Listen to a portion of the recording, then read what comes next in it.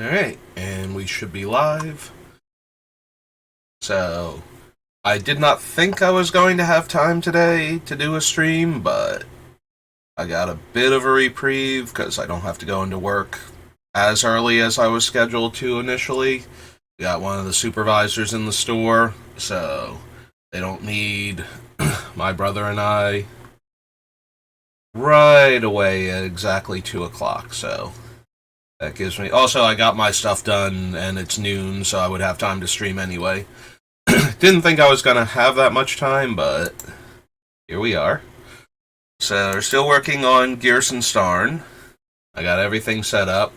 But before I get into that, so obviously I don't have a ton of followers on Twitter, but I got this idea into my head last night, and I have to share it with the rest of the Magic community as best I can. So, I kind of forget a lot of the times that Tamiyo is supposed to be a rabbit, like part rabbit. There's a lot of Asian mythology about rabbits being connected to the moon. You see that in certain Chinese and Japanese things, and I'm thinking other cultures, but I'm not 100% sure on that, but I have seen it in both Japanese and Chinese stuff. The idea that there are rabbits on the moon, or that rabbits are connected to the moon, that shows up a lot. So, that's why the moon folk from Kamigawa are actually part rabbit, but you don't really see, like, their ears are, like, kind of long and thin and hang low, so they look more like, almost like possibly part of their hair, if you're not paying close enough attention. So I always kind of forget that Tamiyo is basically a rabbit girl. And so she's a Phyrexian now, and Ajani's a cat boy, and he's a Phyrexian now. And we've got the Universes Beyond stuff where we just integrate other properties into Magic. So I'm calling this now, and if I'm right, it's not my fault. They just set it up this way and made it too obvious. We should be getting, if this thing holds true, either Elish Norn or Karn, if Karn becomes corrupted and evil, because, they have him right now, and by the time we see him again, he might also be a villain. We're going to get one of them that has an alternate artwork, Universes Beyond frame, where they are Dr. Robotnik or Dr. Eggman, depending on which version of Sonic you want to do. Because right now we are turning all of the animal people into evil robots. There. Now I've got that thought out of my head, and now it's stuck in yours. You're welcome. Also, on a related note, we need to check in on Angrath and make sure he's okay, because I don't think we've heard from him since War of the Spark, and I'm kind of worried right now, because he's the last one left, and then I think we're out of anthropomorphic planeswalkers that they can do this to. Also, he would be black-red, which are the only two colors that the other Phyrexianized planeswalkers don't have yet, so yeah, if they do that and they don't do a, Sonic the Hedgehog thing, I'm actually going to be surprised and a tiny bit disappointed. Like, I'm already against the whole Universes Beyond thing, although I am more okay with it, with the idea of reskinning the cards as things from other properties than I am with unique cards, so I would be less upset in general if they did that, if they made, like, a Dr. Robotnik, Elish Norn, or Karn, because this works out so well, as we keep turning all of the animal-human planeswalkers into robots.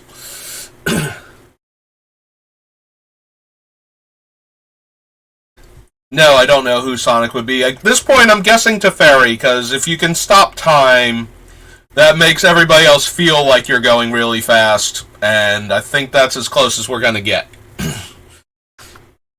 Unless we introduce a new planeswalker. Alright, so that silly little tangent being done, and now out there in the aether, where it can find a nice place to nest and eventually, like, come bursting back next year, fully grown as an idea that happened, and we can come back to it, and I'm going to be like, yeah, I called that. I called that all the way back in October of last year. We can move on to actually working on the commander deck. So we left off on Core Set 2021. So first setup now is Dark Ascension. And while we're on Innistrad and I'm thinking about it, so I don't know. I've been playing Magic so long that I remember when one of the most dominant decks in Standard had well over 70% of the winning tournament share. Like, you either played this deck, something that absolutely hated it out, or you didn't win at all at any tournament ever. And how long it took for, not only did Wizards not ban anything out of it, so what I'm referring to, Necropotence. Back when Ice Age was new, they had banned or restricted Black Vice and Mind Twist out of Standard and Channel. So, and Necropotence had been recently printed. So, the Necropotence decks became the thing to play in Standard. And when I say the thing to play, I mean literally you played Necro, you played something that hated on Necro, or you lost. Those were your three options. And when ban lists would come out, people would be like, are they going to ban him to Torok? Are they going to ban Necropotence itself? Something. No, they banned cards out of the other decks that were fighting Necro. They banned, Land-Tax out of Standard.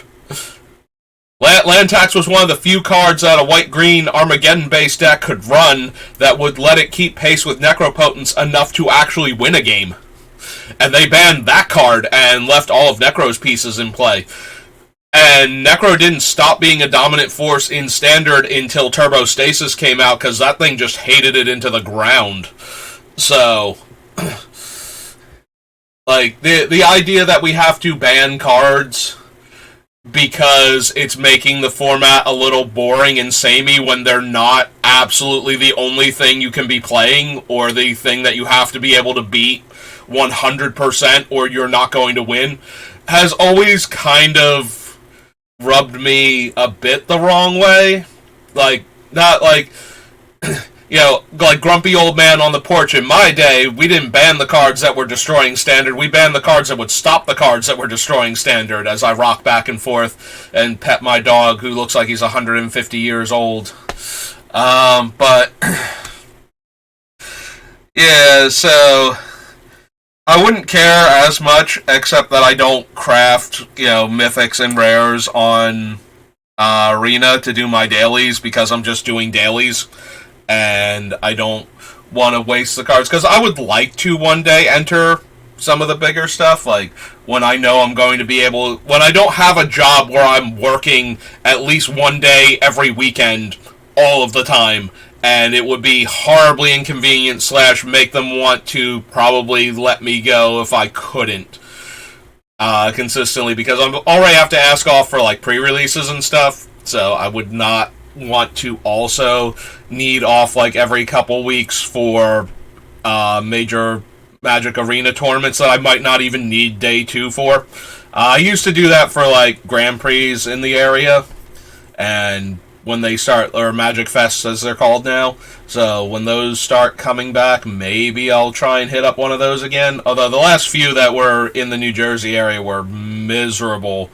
They are so overpacked that if you lose the main event, you're not going to be able to do side events. The side events are sold out. You have to, in advance, sign up for the side events, because the one year, 4 years ago, 3 years ago, something like that, the next to last one before the pandemic kind of shut them down, when I went there, the side events were so packed that there was no table space. There were people playing in the lobby of the building on the floor for side events, because there was literally nowhere to sit. The entire place was taken up for this thing. So, and I didn't even go to the one the year after that because that was such a miserable experience. Like, trying to get into a side event after you lost the main event was basically impossible. So, and that's one of the things that, you know, if I go there and I scrub out of the tournament, I want to, like, sit down and run some tables on the side events, get some, like, prize tickets, maybe get a box or something, you know, have a good time playing Magic after driving, like, an hour and a half to 2 hours, however long it takes to get to this thing. So, that was pretty miserable, and I didn't even bother going to the one in, like, 2019, or very, very beginning of 2020, I think it was, before they basically shut down all the events. So yeah, I don't play a lot of major events, so I would like to have the things if I do qualify and I want to build a deck. So I try not to use the rare and mythic wild cards on Magic Arena. But my mono black deck is basically the thing I've been using to get my dailies done, and losing Meat Hook Massacre and the way they described the reason for banning it was basically like, oh yeah, like, black's really good in standard right now, so to shake things up. It's like, to shake things up. Not to fix a massive problem, not because black is absolutely dominating everything and people are abjectly miserable playing against it. To shake things up, we're going to ban this card that has been in the format for almost a year. Like, we're actually, yeah, about a year now. That has like a full year left in standard. Also, one of the most expensive paper cards I've seen in a while, because every once in a while I will see like a Meat Hook Massacre when I'm looking for other things, and those things are like $40-50 roughly. So whenever I see one, or like 30 something for the non-foil, and it's just like, yeah, we're just gonna ban this card because too many people are playing it and we want to make the format a little more different. It's just like, so it's not a problem, it's not dominating the win rate or anything, it's, you know, it's a thing and you do have to play against it, and we're going to ban it just to shake things up. Like, that's the way the wording on the thing was. I don't know, maybe people are way more miserable playing against Meat Hook Massacre than I realize, but it makes it sound like they just like, you know what, we should ban a card just because. It's the way it almost sounds like they worded that. Also, the Yorion, it's like, we're banning it because it's too unwieldy to shuffle the deck. Now that we're having more paper events for like the first time since Yorion was printed. It's like, as a person that plays Commander almost exclusively as their constructed format of choice, the idea that your 80-card deck is too unwieldy to shuffle is so laughably stupid of a reason to ban a card from a format that I have no words for it. Like, really? We're going... First of all, you printed this card to encourage people to play larger decks.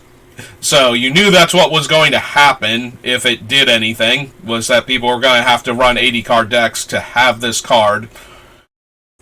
And now that, I mean, yeah, we haven't had a card since Battle of Wits that encouraged large unwieldy decks, and Battle of Wits encouraged a very large and very unwieldy deck.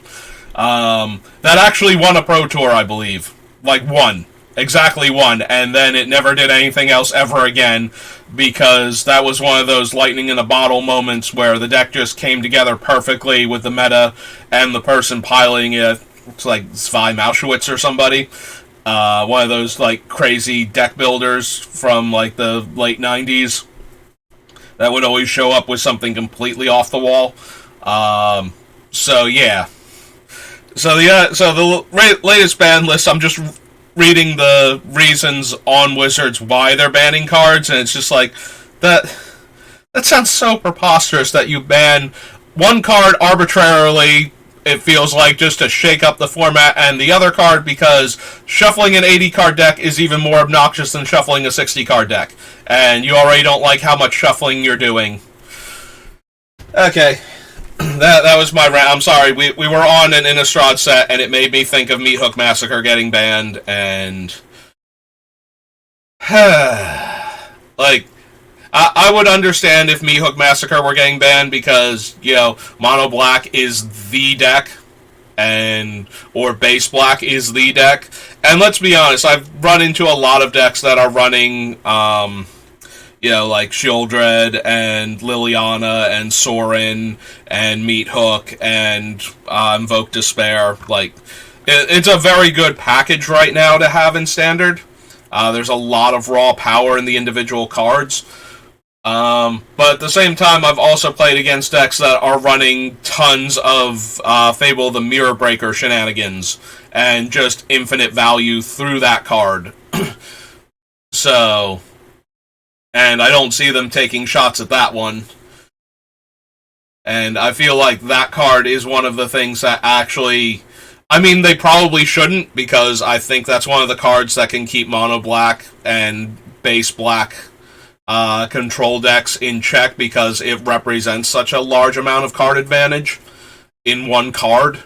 But yeah, just the wording on it made it sound like it was very arbitrary and very, like, we just want to make things different. It's like, really, you're gonna ban cards out of the format just to change the format now? Not because there's an actual problem with the format, because in my opinion, bans should normally come because there's a problem in the format. When you can't play 90% of the decks, like when the drop off between the tier 1 deck and everything below it is like a chasm instead of a step down, where you could make the argument that running one of the other decks with a eye towards the top deck in the meta is the better strategy for an event, as opposed to, no, you either need to play this deck, play 100% to beat this deck, or you can't participate. That's where you really need to step in and ban things. Banning things just because they're popular is kind of dumb, if I'm being honest, because the way Magic players tend to pick the decks is not... Like, the deck doesn't even actually have to be the best deck. It just has to be perceived as the best deck. Whatever the player base in general perceives to be the best deck is the thing that they are going to run, because most people don't have time to sit down and study the meta, like the entire meta, and figure out what the actual strongest deck is. So they just wait for somebody to come out and boldly declare that this is the best deck in the format and then win an event with it.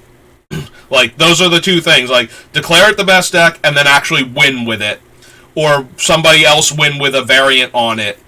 Or with some of the same cards in it.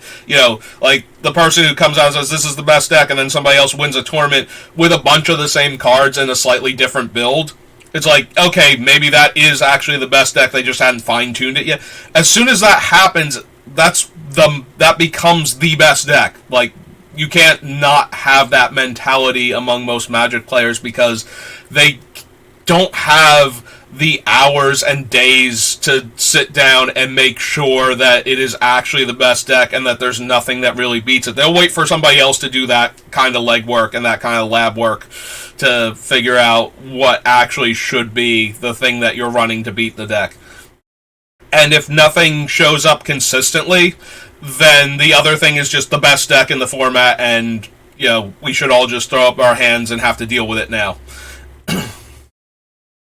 And that is unfortunate that is the mentality, but it's really frustrating when that means that anything that is good can get chopped down immediately just because a bunch of people are playing it for a while.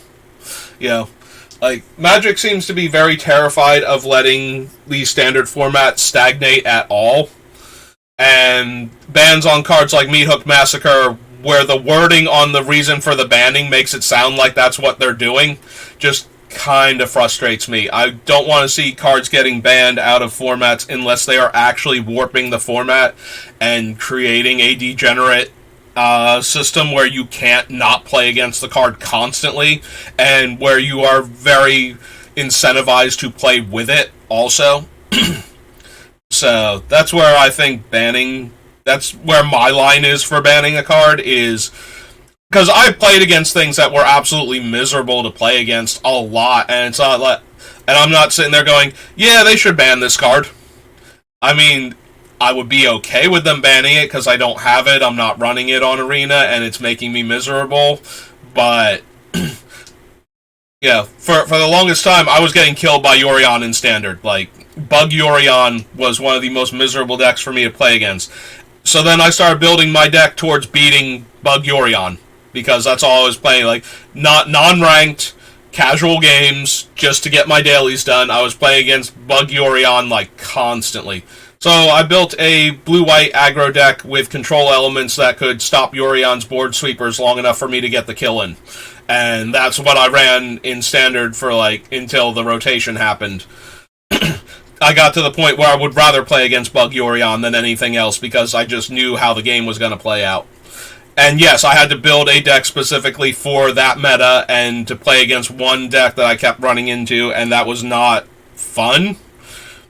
But at the same time, you know, Yorion was not some unbeatable super thing. It was just really frustrating to play against when you didn't have every single card in the format. So I understand the frustration when you can't play it and you can't beat it. But at the same time, it's like, if you ban that, there's just going to be a different deck that's going to be the entire meta after a while. And then you have to ban a card out of that one to keep that one in check. Like, it's very difficult to have a fully, perfectly balanced Standard where anything is playable. Because even if that's true, players will get it into their head that one deck is like 5% better than all of the other decks.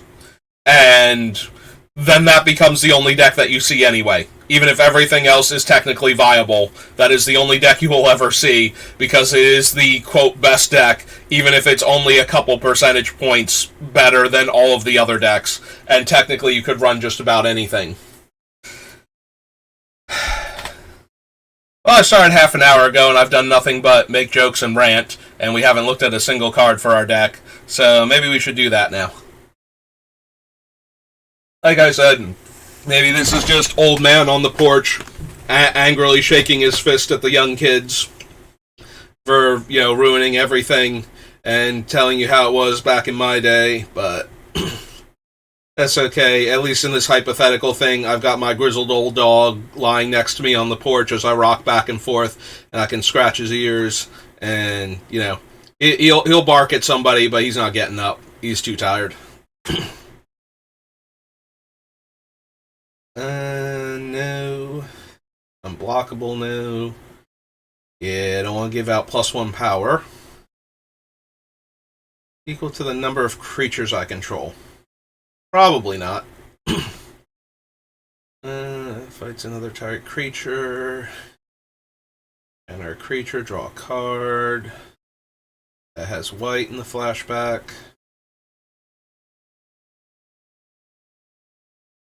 You may put a creature card that shares a creature type with enchanted creature. It's an aura, right?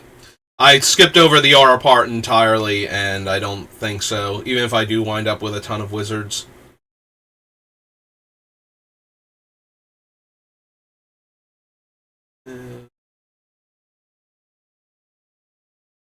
Cast a non-land card in your hand that shares a card type with the spell without paying its mana cost. Nope. Source would deal damage to an enchant player, deals double damage to that player instead. Nope. That wrecks our entire deck.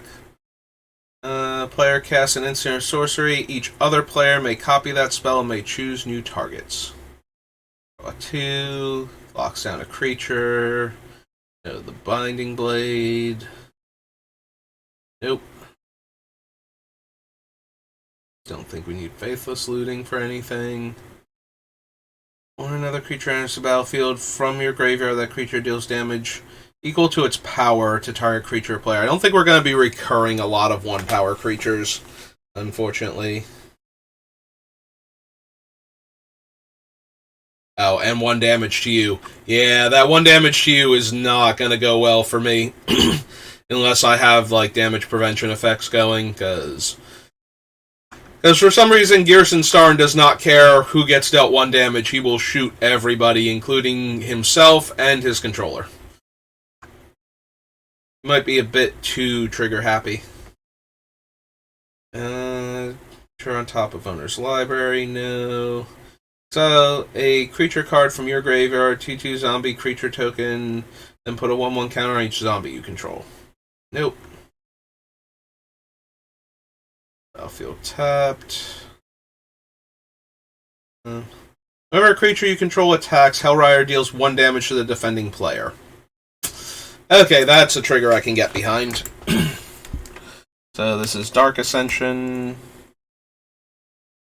Oops. Dark Ascension. There we go. Hellrider.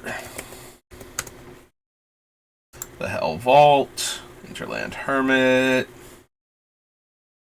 Increasing Confusion is a mill card. Increasing Vengeance is a fork effect. I don't think we need either. 1/1 double strike, but then it starts getting counters if it's actually dealing damage. Weirdly enough, we'd rather just have a 1/1 double strike that can't grow itself. Enters the battlefield, up to 2 target creatures can't block. If no spells were cast, transform it. +1 power. Buys back an instant or sorcery, and then has flashback. I don't think we need that. Dying, flash. Tap or untap target creature. Control can't be blocked this turn except by 2 or more creatures. Nope. Can't run that one. Destroy target lands. Scorch the Earth deals 1 damage to each human creature. No. Because first of all, our commander is human, and like I said, he will shoot himself. So, we can't have that. Deals combat damage to a player, puts the top 2 cards of their library into their graveyard. Nope. May transform it and attach it to target creature that player controls.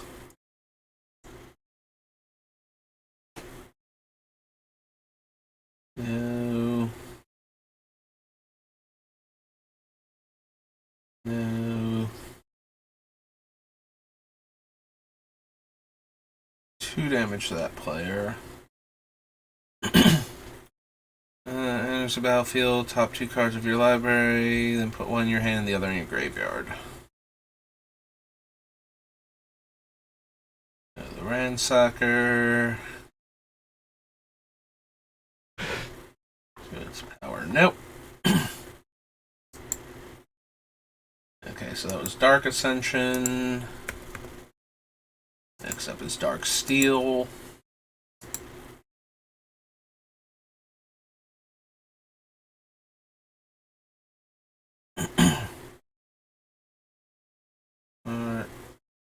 The Spyglass. Don't think we care about any of the Arcbound creatures. No, not even you, Ravager, who can be a 1/1.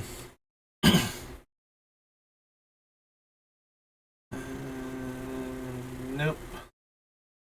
3 damage to target creature, or 3 damage to target player, and Entwine do both. Blink Moth Nexus.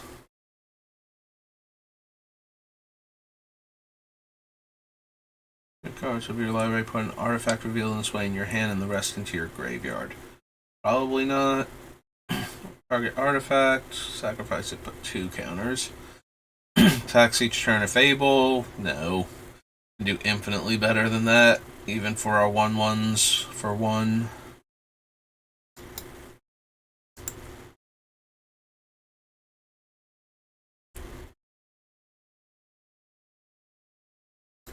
And then Dark Steel Reactor. Mass Duplicant. Dismantle. No. No. Definitely not. Destroy target artifact and all other artifacts with the same name as that artifact, and bounce permanents in the same way.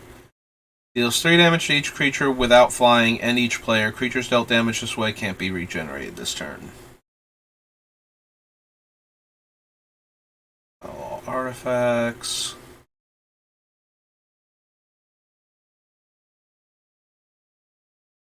Grimoire. Flip a coin. If you win the flip, destroy target artifact and untap Goblin Archaeologist. If you lose the flip, sacrifice him. +2/+1 has unattached Heartseeker. Destroy target creature.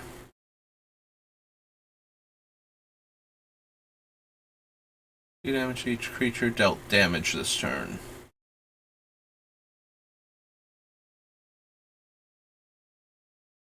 Sacrifice an artifact, add 2 red. Note all of these so far. Top X cards of your library. X is the number of artifacts you control, 1 in your hand and the rest on the bottom. Flying. Good old Memnarch. Lycosynth Lattice. Target land becomes an artifact in addition to its other types until end of turn.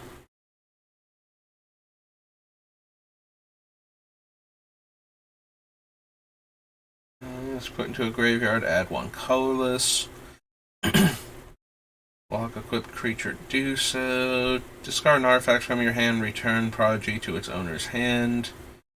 Target creature becomes an artifact. Target artifact creature becomes blue and isn't an artifact. An Optic Mirror, Psychic Overload.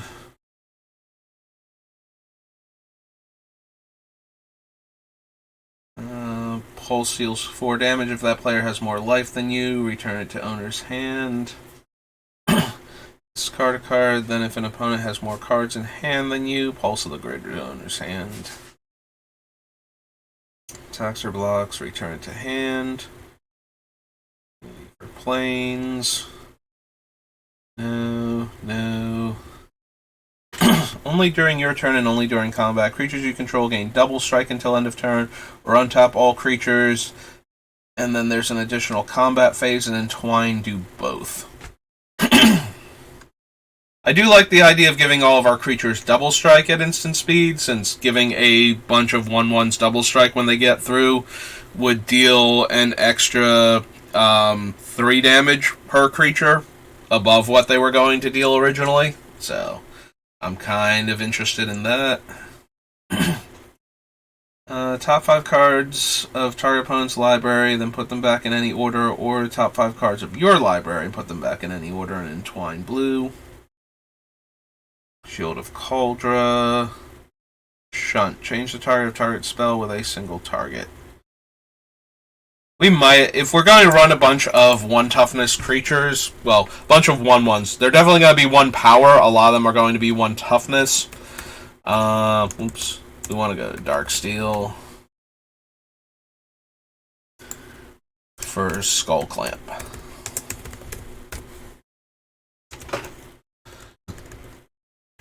We'll see how many actual 1/1s we have floating around, but assuming that we do, I definitely would be interested in Skull Clamp in the deck.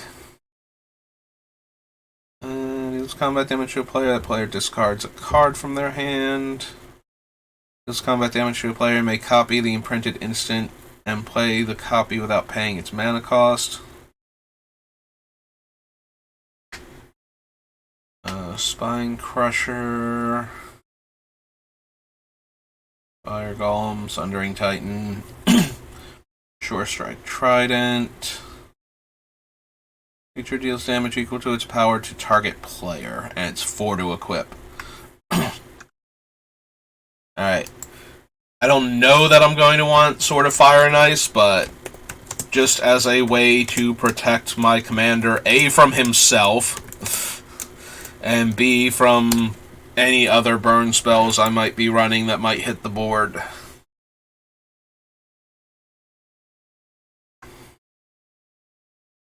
Tap X, target non-creature artifacts, or X tap, untap X, target non-creature artifacts. Remove X.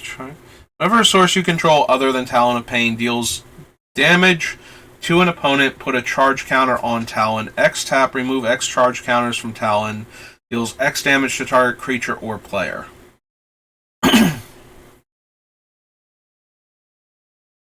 Other than Talon of Pain, deals combat damage to an opponent, put a charge counter on it.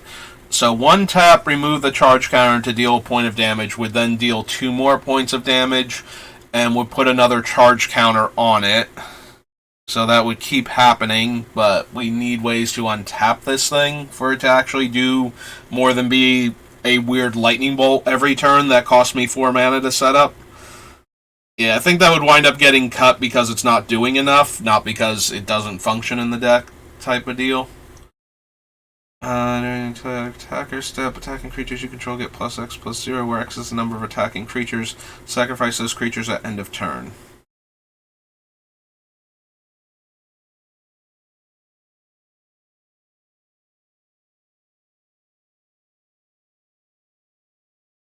Sphere, Unforge.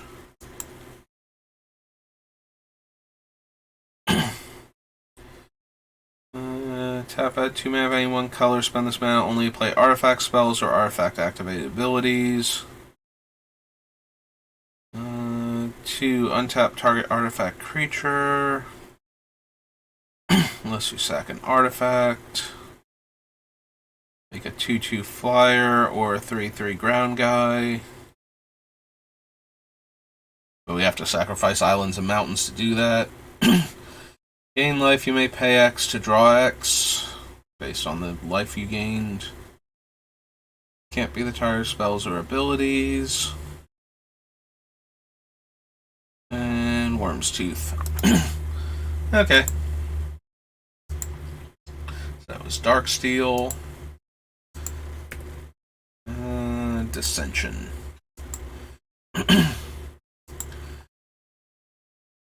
Alright, so Dissension should only have, like, Azorius and I think Simic blue cards, and then, yeah, Rakdos red cards. 3 damage to target creature or player. Hellbent deals 5 instead. Can't run that one. Gain control of target creature with a +1/+1 counter on it for as long as Cytoplast Manipulator remains in play. Don't think so. Can't run those. Sacrifice it. Target player puts the top 3 cards of their library into their graveyard. Play a multicolored spell. Return it from your graveyard to your hand. Sacrifice, if you do, deals 4 damage to that creature. No. No. No.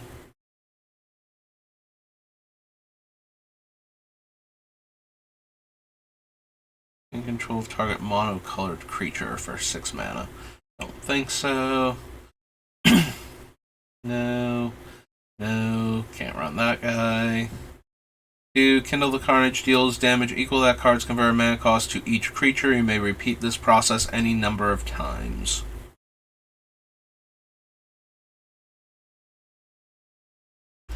We might want Magerite Stone for the various pingers that we have, so I guess we need to go to Dissension. That's 2 S's for Dissension. Okay. Magerite. Oh, Magerite's Stone. There we go. I don't think we'll be running the Muse Vessel. Or the Novision Sages. Can't run that because it's got white in it. Comes into play, destroy target creature with Defender. No. Skip your draw step. Whenever enchanted opponent draws a card, you may draw a card. Multicolored creature gains double strike. Probably don't need that one. Gains flying, +1/+0, right knife. Target creature can't block this turn, and then comes back when you cast a gold spell. Each player draws X, reveal it from your hand, each player draws 1. want that guy. Don't want him. 2 damage to target creature or player. If the discard card was multicolored, deals 4 instead. Got a Tide Spout. Don't need him. Don't need that. Can't run that.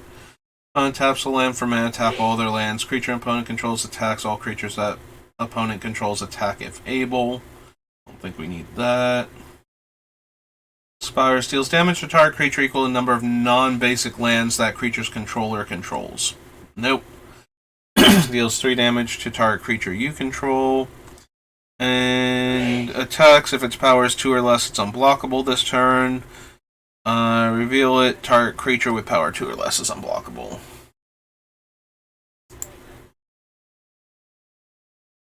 Alright, so that was Dissension. On to original Dominaria.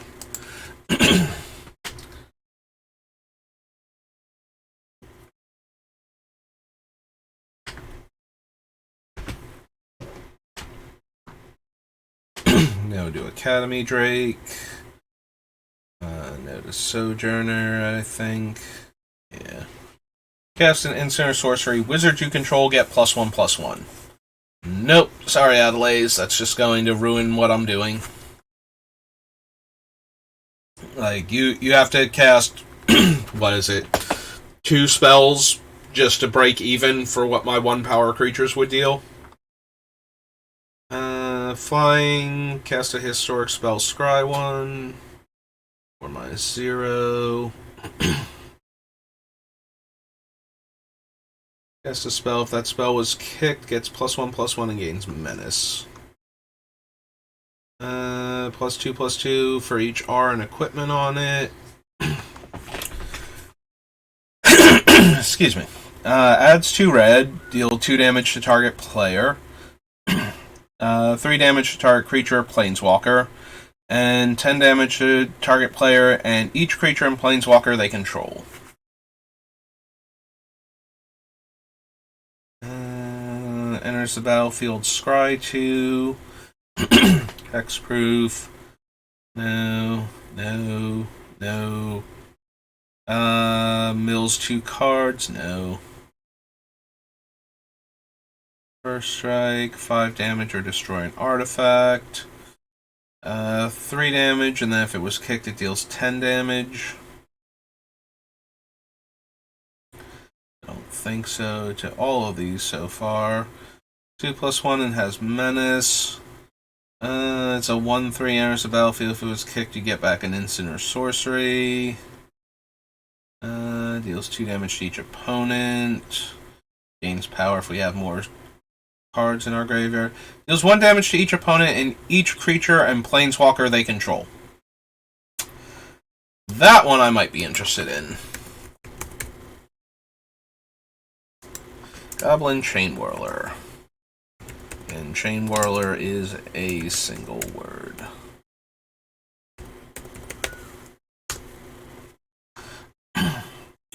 Warchief.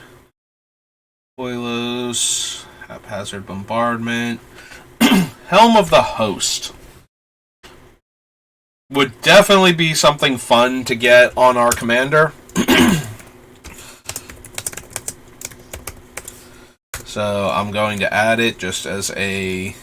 Wouldn't that be neat, right? Because the token is non-legendary? Yeah. Enters the battlefield, target player, puts the top 4 cards. No. No to Howling Golem, no to Clutches. I don't think we need Jaya. Don't think we need Joyra. What does the Inferno do again? Deals X damage to each of up to 3 targets. So I don't think so. I don't think we need Karn or his Sundering.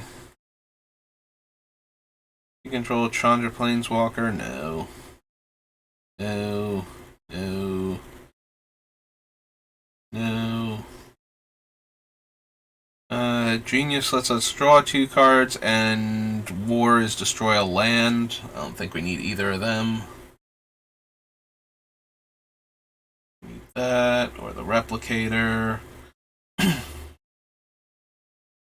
Entering the battlefield under your control causes a triggered ability of a permanent you control to trigger. It triggers an additional time. I don't think so. Most of them are not, like, comes into play triggers to deal the damage. Most of them are tap-activated abilities to deal the damage, so I don't think we need Naban.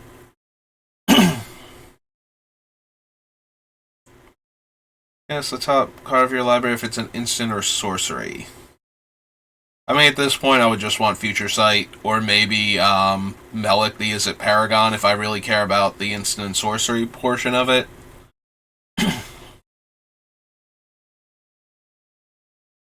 On haste, 3 damage to target player, and 1 damage to each of their creatures, but that's 4 mana. Also, I think that was a reprint from one of the other sets. Or maybe I saw it in a Commander thing. You control the owner's hand. +3/+3 and trample. Sack an artifact, draw 2 cards. Exile target historic permanent you control. If you do, return to the battlefield under its owner's control at the beginning of the next end step. 2 damage to target creature. If it was kicked, it deals 4. Don't think we need Siege Gang Commander.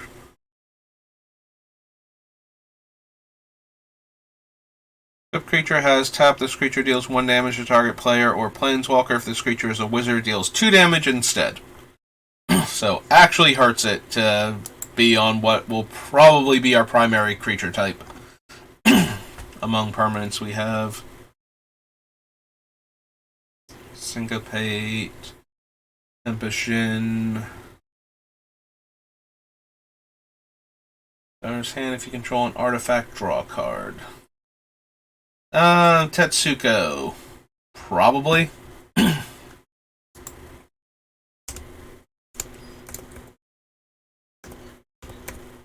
Tetsuko, maybe?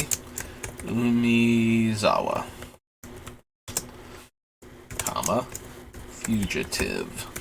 Yeah, if we're gonna have a bunch of 1-power creatures that we're running because the 1 power will cause them to actually deal 3 damage, then somebody who makes all of my 1-power creatures unblockable is probably worth, and who is 1 power herself, probably worth considering.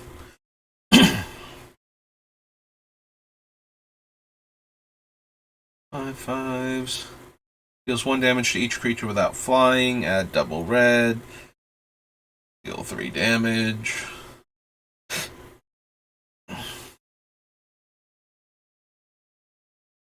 Damage +2 to that permanent or player instead. Alright, Conjecture. Put a historic permanent card from your hand onto the battlefield. Time of Ice.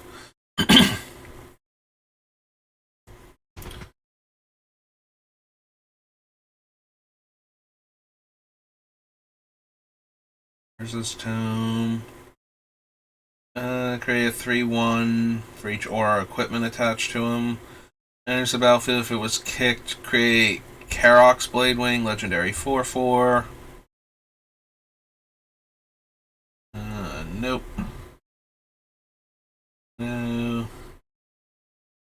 3 or more creatures, you may pay 2 and a red to resurrect it. First strike and draw a card.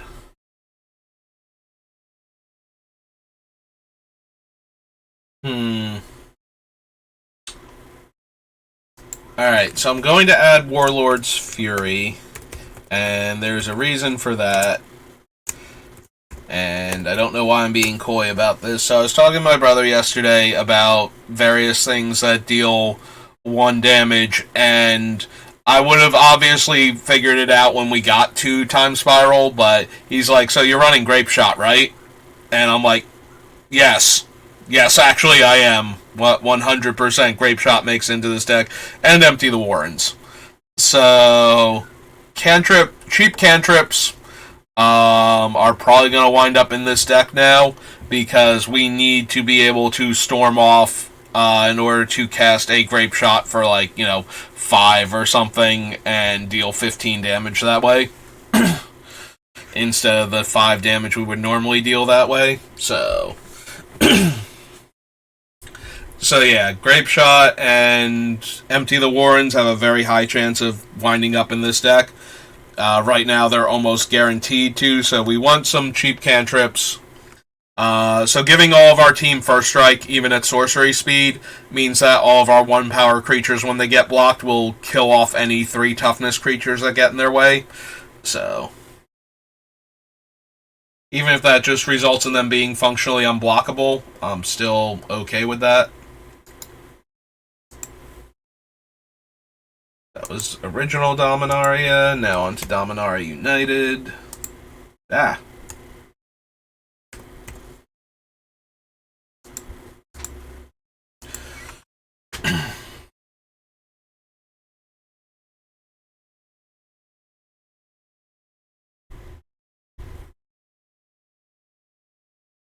I don't think we care about the Lore Master. No. Academy Wall, Adakar Wastes. Would make a 1/1 flyer or draw us a card, but I still think that's low enough impact. Equal to its power to any target. Yeah, we can probably do better than this one as a 1/3. So we could theoretically make it bigger, but I'm planning on having mostly 1-power creatures in our deck to begin with. So the Berserker is actually normally going to deal 1 and then 3, or possibly die and deal 1 and then 3. Assuming that it doesn't die to a Wrath effect, in which case our commander will also be gone by the time it deals the 1 damage, and won't be there to see it and chip in his extra 2, so...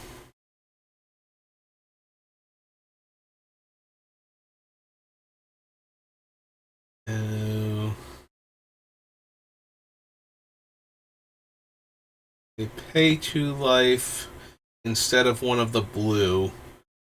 And whenever you cast a blue permanent spell, draw a card. And the red one deals 1 damage to any target. Well, I might be in for either of these two. To help Storm and to get the extra damage in with the red Defiler. So, Defiler of Dreams and Defiler of Instinct. Yep, okay. I don't know that they're going to make it, but I'm certainly willing to try, especially the 1 damage for every red permanent I cast. Electrostatic Infantry, Urtai Scorn, Essence Scatter, Fires of Victory, Glowstone Infusion. Cast an instant or sorcery spell with mana value 1 or 2 from your hand without paying its mana cost. Target player mills for. Exile target instant or sorcery from your graveyard, copy it, you may cast the copy. Froststrider, no. Furious Bellow, no. Amplifier, no. No. No. No. Don't think so. It does make our instants and sorceries cost 1 less, which might help to storm off in a turn.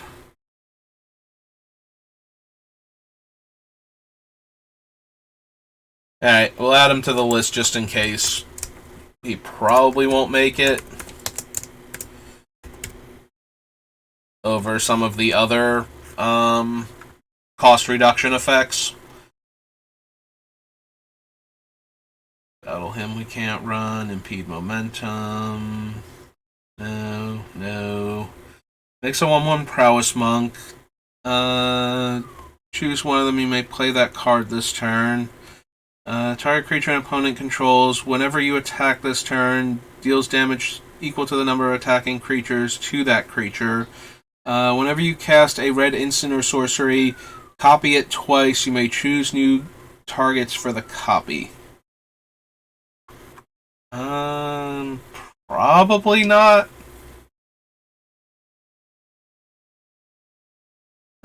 Don't need Joyra. No to the Codex. No to Karn again. Sorry, Karn. Silex. Flame Sage. Top X cards of your library where X is its power.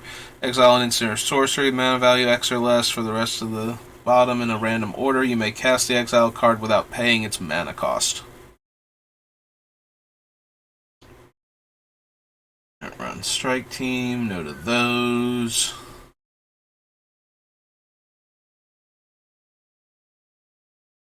For an instant or sorcery with mana value 1. So the first one that leaps to mind is Flame Jab. The one with Retrace. So maybe. Probably not, but maybe.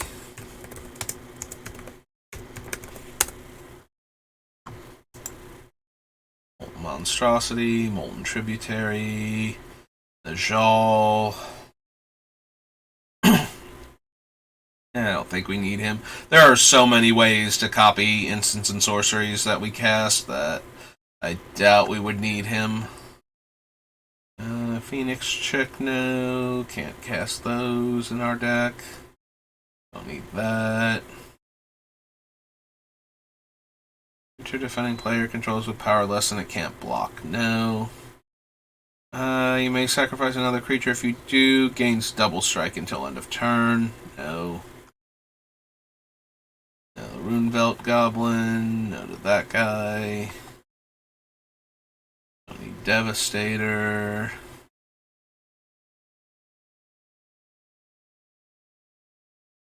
Creature your opponents control.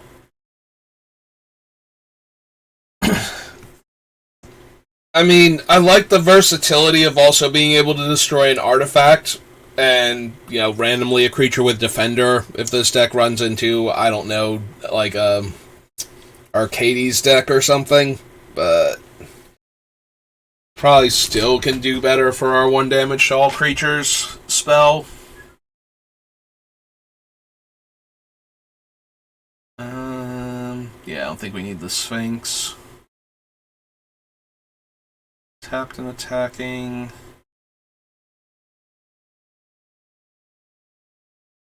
Or other cards from your graveyard rather than paying its mana cost. So when he attacks, we get a 1/1 that's also tapped and attacking. That doesn't feel like super powerful compared to the other stuff that we're doing. Each creature and each opponent would kill our commander, discard any number of cards and draw that many, and make a 4/4 dragon. Yeah, I don't think we need any of that. I think we need that one either.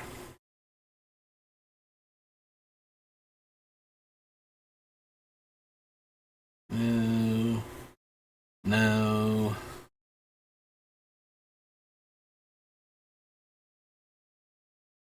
Nope. Cast a spell that targets only a single artifact or creature you control. Create a token that's a copy of that artifact or creature, except it's not legendary. I don't think we're going to have enough ways to target Mr. Starn with this card where it wouldn't kill the original anyway. So I don't think we want to run this. If we wind up with enough ways to target him that don't cause him to immediately combust, then I'll come back to it, but I don't think we need that one. Can't run that. No. No. Can't run it. No. No. And no. Okay. Alright, so that's both Dominarias.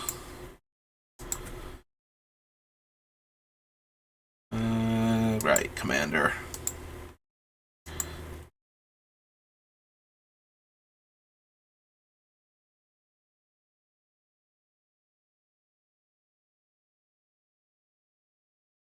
Ashling, Bad River, Bog. Granary. Here, Crystal Quarry. Emperor Mihail. Mihail. Something like that. Top card of your library at any time. Cast Merfolk from the top. Cast a Merfolk spell. Pay 1. Make a 1/1 Merfolk. Don't think we will have enough Merfolk for that, so... Foreboding Ruins. Frontier Bivouac. Don't think we need the Hourglass Pendant. These are reprints. Yeah. There's a battlefield tapped. Add 1 mana of any color, spend this mana, only cast multicolored spells.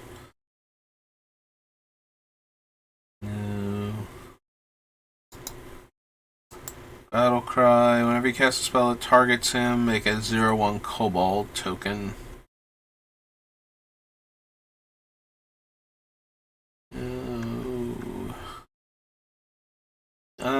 Cast a multicolored spell, create a tap Power Stone token. 3x tap, look at the top X cards of your library, put up to 2 of them into your hand and the rest on the bottom of your library in a random order. Copy target activated or triggered ability you control from another legendary source that's not a commander. You may choose new targets for that copy.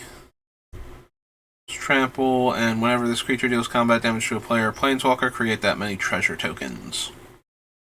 Nope. Land enters the battlefield tapped under your control. Untap that land. Tap target non-land permanent and opponent controls. And that was it. Okay. Alright, both of them were like big multicolor decks, so only having a couple cards is not surprising. Oops. Just jump off of that. So that was Dominar United Commander. Next up is Dragon's Maze.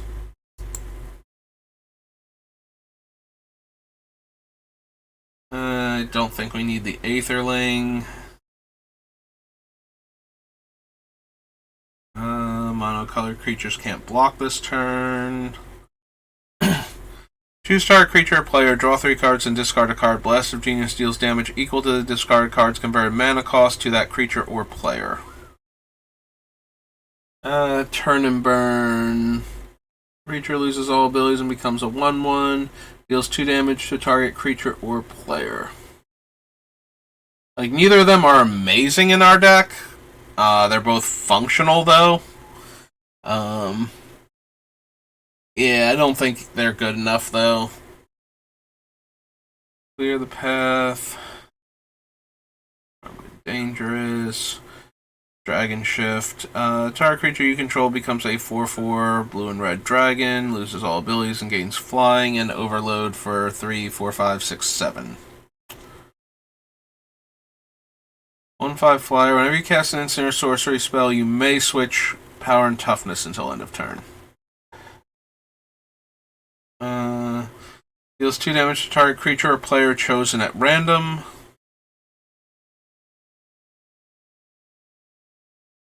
Rings. Is it Cluestone? Multicolored creatures I control have haste. There's Melik. I mean, maybe. Alright, so this is Dragon's Maze.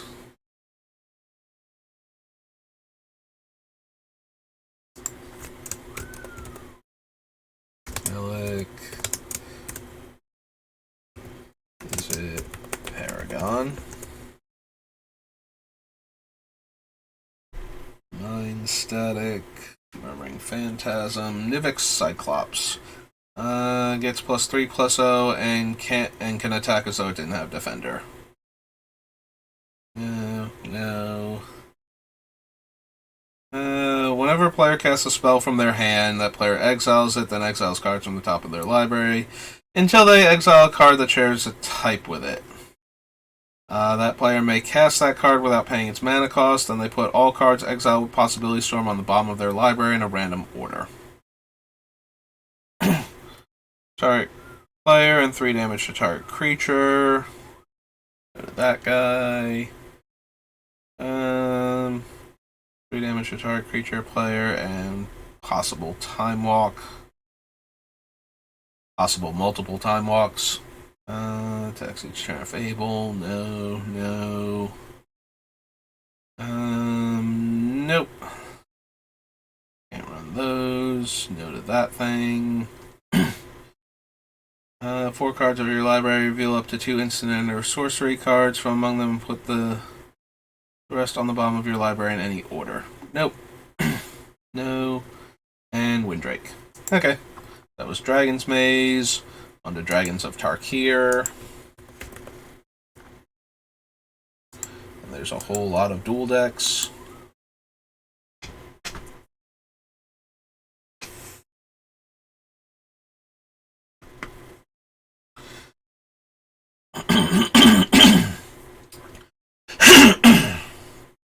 Excuse me. I don't think we need a 2/5. Anticipates worse impulse. His turn face up deals 1 damage to target creature or player and is a 5/1. No. 2 more creatures activate this ability only if you control a creature with power 8 or greater, or with total power 8 or greater. Attacking creatures I control have double strike. Probably not, but maybe.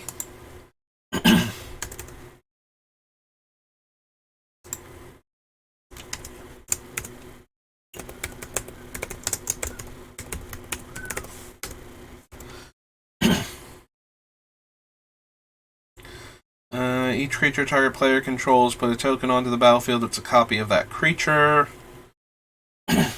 Exile top X cards. Until end of your next turn, you may play those cards.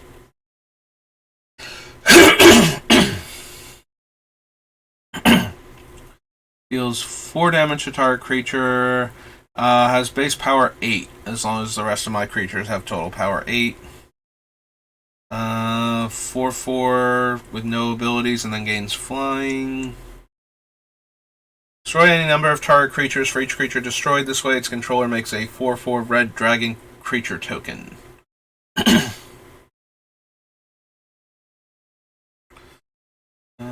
Draconic Roar, Dragon Fodder, Dragon Tempest, Dragon Whisper.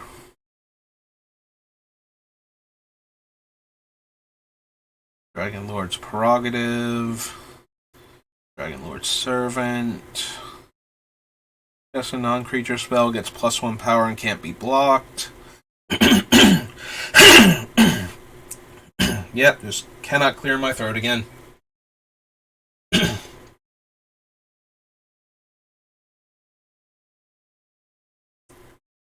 Alright, hopefully that helps a little bit at least. 1/1 can't be blocked and has Megamorph, but Megamorphing it actually makes it worse for us. Berserker attacks. The next spell you cast this turn costs 1 less. Target controls that creature doesn't untap for as long as you control Icefall Regent.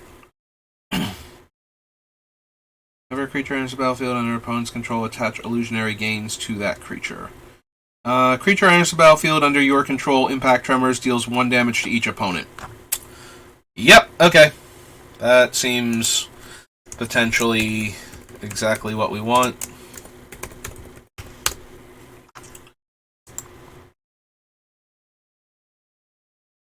Exile the top card of your library. Until end of turn, you may play that card.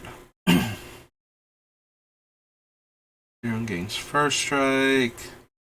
Becomes blocked by a creature. It deals 1 damage to that creature. Trample. Power equal a number of creatures you control and dash. This turn face up. Target creature gains haste. Has fire breathing and dash. Noted that one. Don't care about living lore. Flying can't block this turn.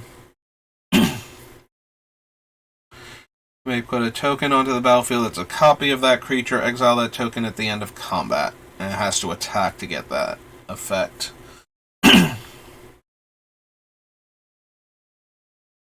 2 cards unless you discard a creature card.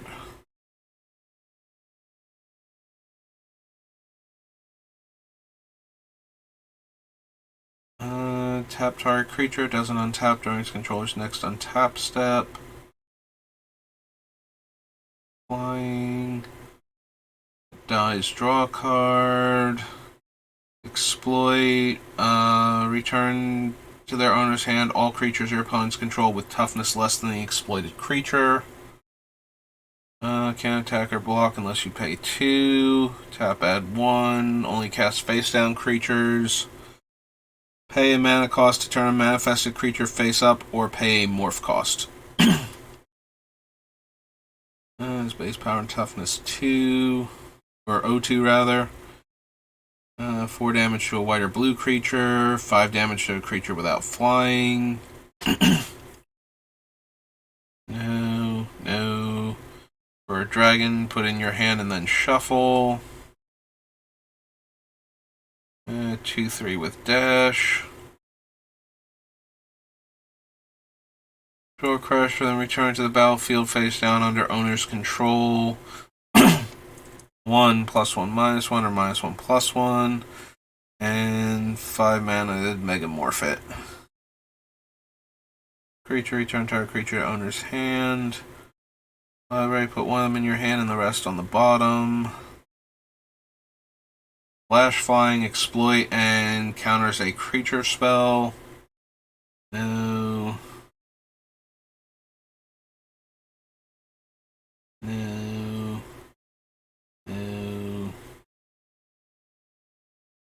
Think so.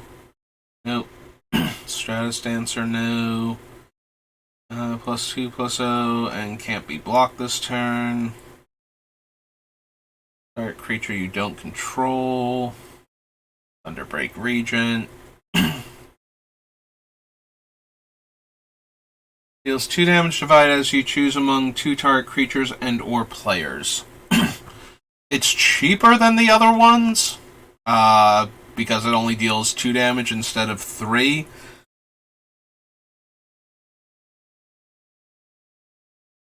And I might run Forked Bolt over it, because Forked Bolt, I believe, is 1 red and sorcery speed for the same effect. Alright, we'll at least consider it, though. Because of what our deck can do with it. Destroy target land. Void Squall. So there's going to be like, what, 3 cards over here, maybe? Yeah, maybe more. +2/+0 and trample. Yeah, more than the 3 that I thought there were going to be, at least. There's Volcanic Visions. Warbringer. Youthful Scholar. Zephyr Scribe, and Zergo. So 5 cards. Alright. So that's dragons. Let's try E and then scroll back up, see if there's anything after the dual decks besides... Nope, okay. So it would have been all dual decks until Eldritch Moon.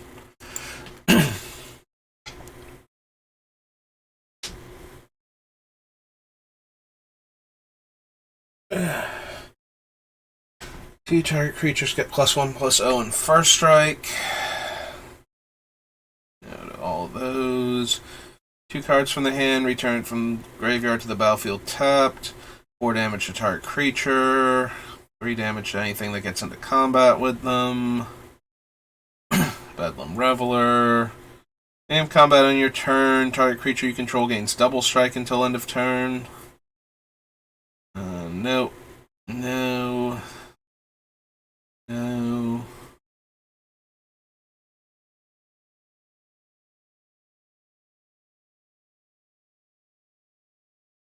Folks from the Blind Eternities.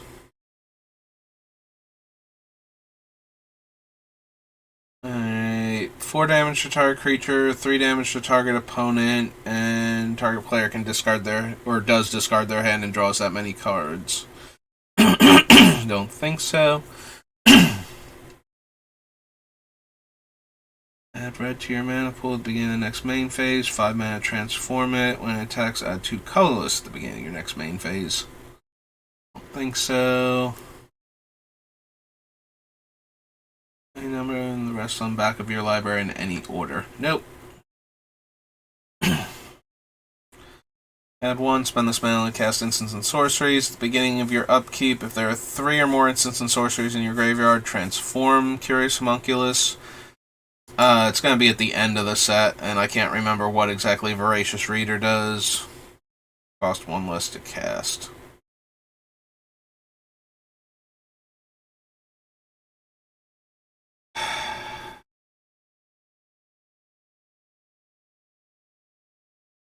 I doubt we're going to want him. Even with the casting cost reduction on the other side.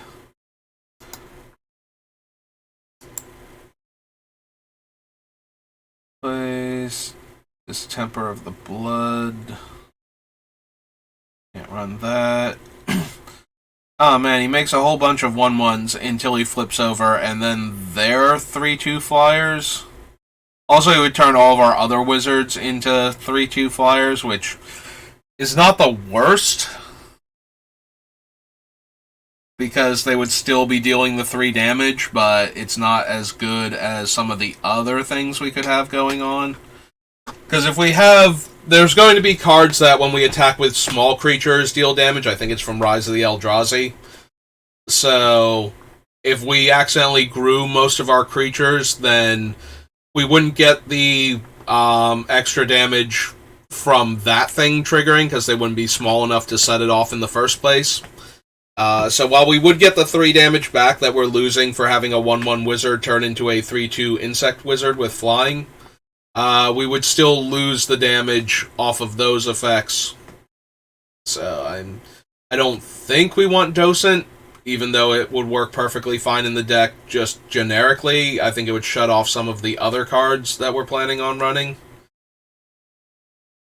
So, have to try and remember them just in case. Which shouldn't be too hard, but that's one of the ones that might not come back to mind, as opposed to some of the other things I'm like, yeah, no, I'll remember that exists when we're making up the deck later. Target creature, owner's hand, and draw a card, and it's a sorcery.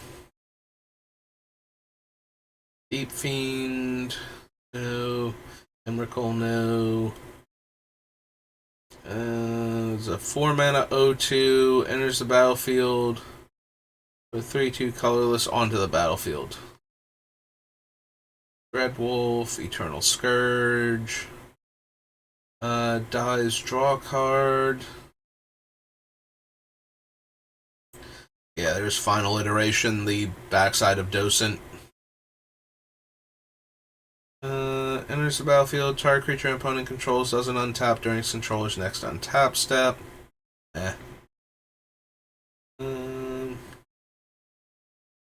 Discard a card. If you do, Fury Blade Vampire gets +3/+. Yeah, the only thing about the Fogwalker is that it is a 1-power creature that can't be blocked by creatures with power 2 or greater. So it would almost always get through for damage or kill the thing that gets into combat with it, but... Galvanic Bombardment, Notice Sanitarium. No.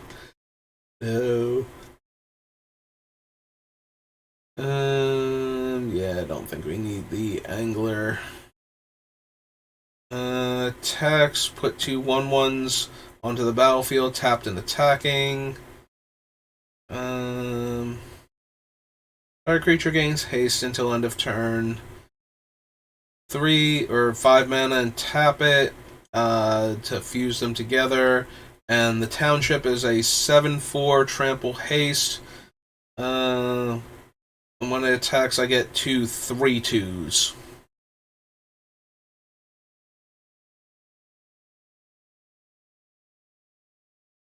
So the Ghyrson itself might be good enough to run just because it would make 2 1/1s every time it attacks. and the battlements as a land is kind of a free roll at that point. I don't know that we would even care enough to make the Writhing Township most games. Like the township's only a 7/4, so it's not like it's a huge upgrade. When the 1/1s that we're making will deal an extra 2 damage each anyway when they connect. So they're already functionally 3/1s with our commander to begin with, so I don't know that we would even need this. That being said, the 2/3 that makes 2 1/1s that would be effectively 6 damage when they come in because of our commander is interesting enough that I'm willing to add them to the list. I am kind of sad that we can run the Writhing Township and there's almost no reason to bother.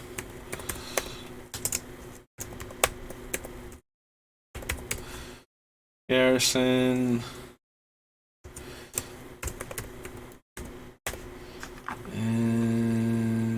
And wire battlements. Yeah, like, we might cut the land just because we don't need it. Like, the actual flip side of it isn't relevant. Harmless Offering, no. Don't need the Identity Thief. Need the Devils. Probably don't care about Imprisoned in the Moon for this deck. Although it is a fine card for dealing with certain things. 3 damage to target creature or player. If that would die this turn, exile it. Go the Scab. Go the Gorgers. Can't run those. No.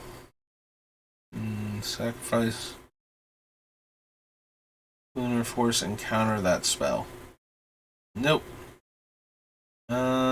Deals 1 damage to target creature or player. Put a 1/1 Devil token onto the battlefield. It has, when this creature dies, it deals 1 damage to target creature or player. That is almost good enough. Like, deal 1 damage, so it deals 3, then makes a 1/1 so that thing functions as a 3/1, and then when it dies, it also deals 3 to a target. Like, that's almost enough to make me consider it. Like, it would probably get cut anyway, just because it's going to be too low impact. I'm adding it because I like all of the things individually that it's doing, but it's probably going to wind up getting cut. We're more likely to run Zap and Flare that let us draw cards for dealing 1 damage than run this thing that makes a 1/1 that can also deal a bunch of damage, potentially. Annihilation. Whenever an opponent casts their first spell each turn, that player exiles the top card of their library. If it's a non-land card, you may cast it without paying its mana cost.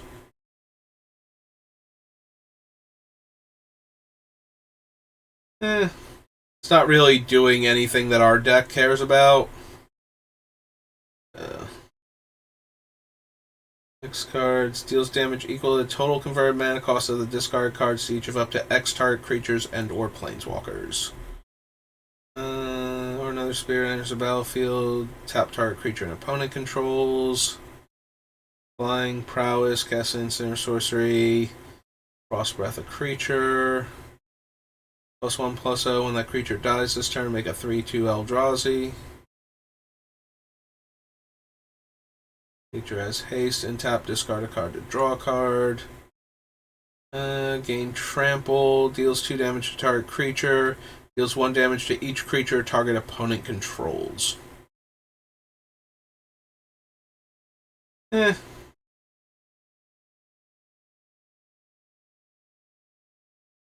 It's red and 3 to do all of the things at once. And the trample isn't ever going to be relevant with my deck, with what we're doing, so. Instant card, and 1 sorcery card. Then discard a card, exile Shreds of Sanity.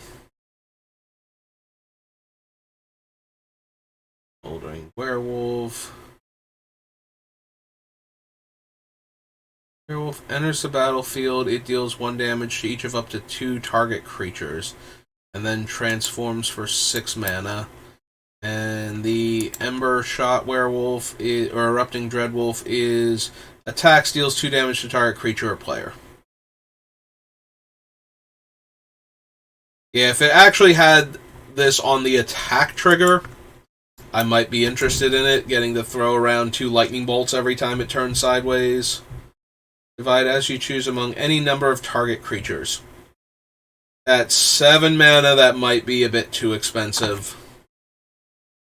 Like, I definitely am interested in, pyrotechnics effects, but at 7 mana, even as an instant, we're going to have to send too much damage from that spell at 1 large creature too often, I feel like, for this to be a viable card in our deck. Inventory now. Block only creatures with flying. Rarian.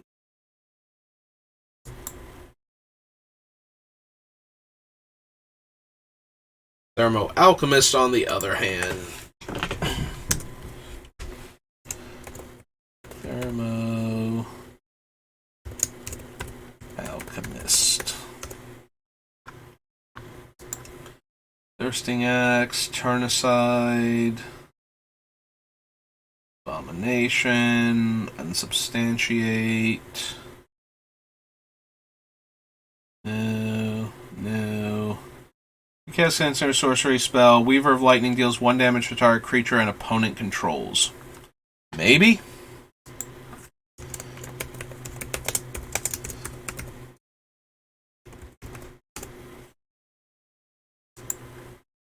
Wretched Griff. Okay. That was Eldritch Moon. Eldritch Moon, Eternal Masters, Eventide.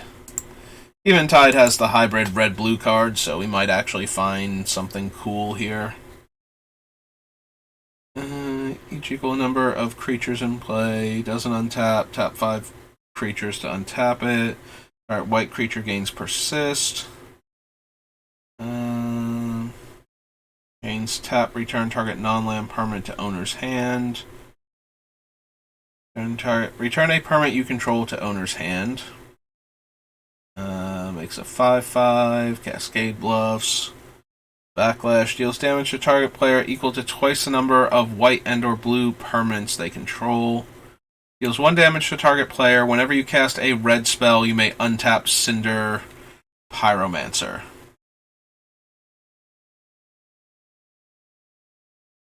I mean, yes. I'm really wondering how much room we're actually going to have for all of these things by the time we're done, but in the meantime, gets +1/+1 in haste and +1/+1 in shroud. Crackleburr. Tap 2 untapped red creatures you control. Crackleburr deals 3 damage to target creature or player. Untap 2 tapped blue creatures you control. Return target creature to owner's hand.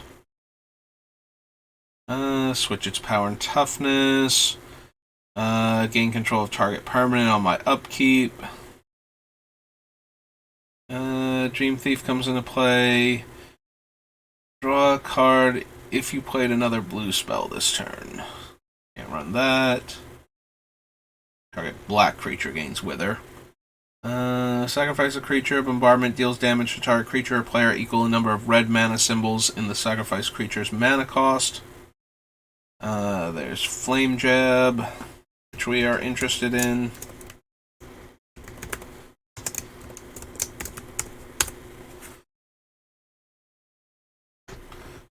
Glamour Die, Glenalendra. We might just be interested in Glenalendra in general. Also, the first time we counter a spell, she gets to deal 3 damage when she attacks. Deals 2 damage to target creature or player. Deals damage equal to its power to target creature or player. Now to the Heart Lasher. Green creature gets +1/+1. Hothead Giant comes into play with 2 -1/-1 counters on unless you played another red spell this turn.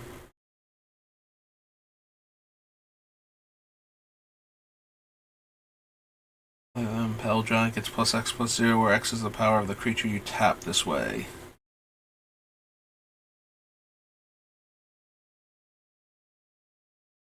Go to Indigo Fairy. Switch target creature's power and toughness until end of turn and draw a card.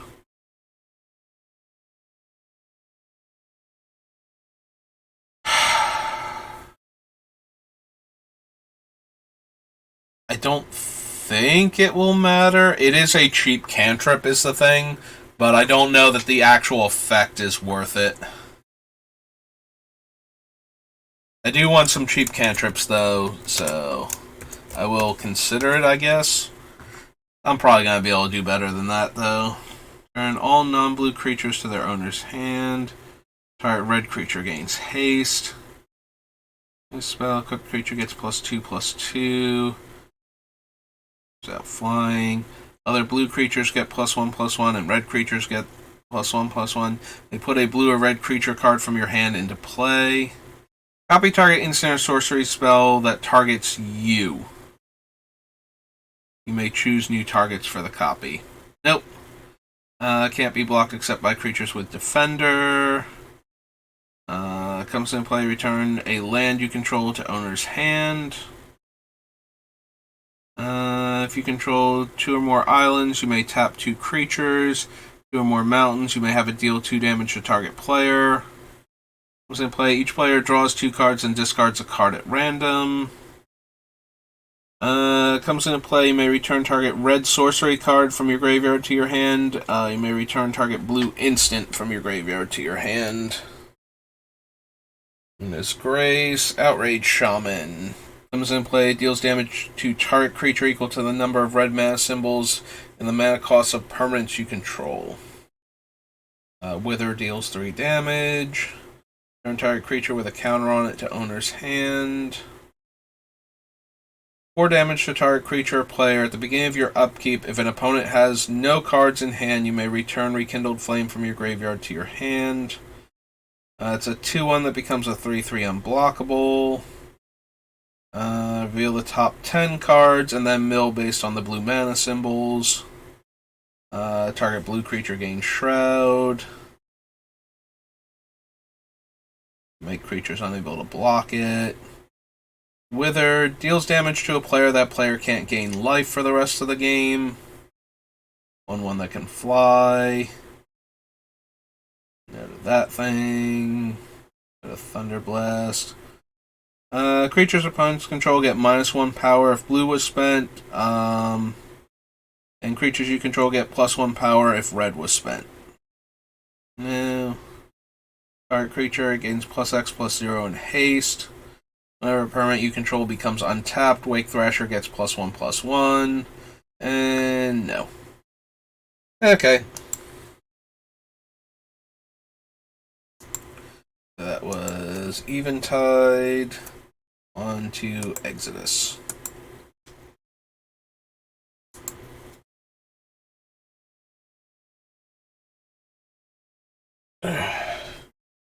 Choose and discard X creature cards. Return X target creatures to owner's hand.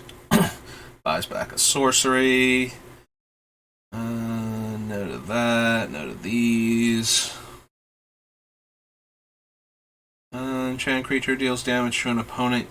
Whenever enchanted creature deals damage to an opponent, I may draw a card, not combat damage. I mean, there's a high chance we're going to be running the various Niv Mizzets in this deck, so I think I'm down for curiosity.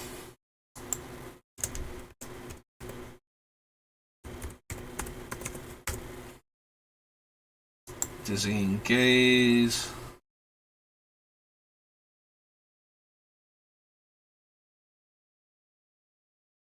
Only on a creature you control red. Deal 1 damage to target creature with flying. Don't think so. Ephemeron to owner's hand. Cast a creature spell, pay 1 to return target creature to owner's hand. Don't think we need that.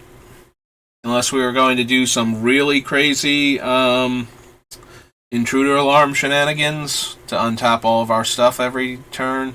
Although if we were going to do that, we'd probably just want Shrieking Drake. Erratic Portal, Urtai. Non-evil Urtai, just smug, smarmy Urtai.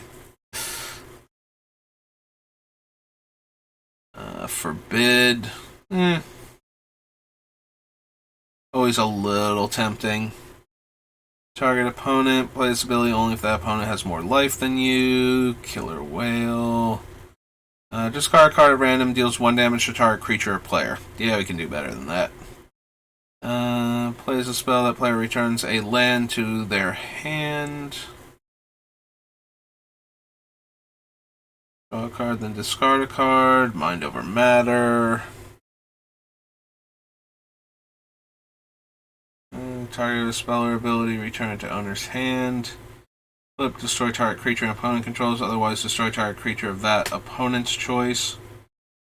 Unless you control more lands than the defending player. No. No. If that player has less life than target opponent, they may have... During each player's upkeep, if that player has less life than a target opponent, they may have Oath of Mages deal 1 damage to that opponent. So if we're winning, they can just dome us for 3 every turn. Yeah, it falls in the same category as Oath of Druids, except it's not anywhere near as impressive. Fewer cards in their hand than target opponent, that player may discard their hand and draw 3 cards. Discard a card at random, deal 2 damage. Cast a creature spell, tap target creature. Pandemonium seems bad when we have a bunch of little dinky guys in play, despite the fact that it does work with our dinky guys coming into play.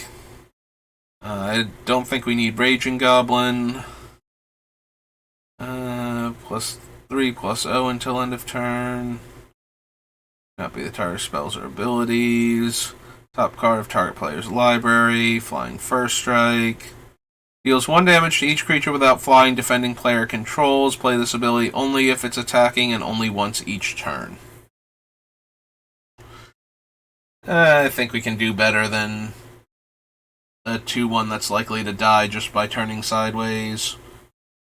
Shattering Pulse, which I'm always at least a little interested in as far as artifact removal goes.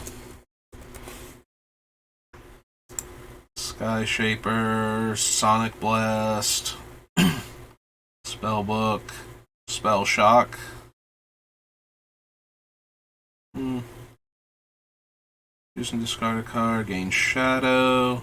2/1 Shadow, discard a card, return to owner's hand. Your target player controls, draw a card.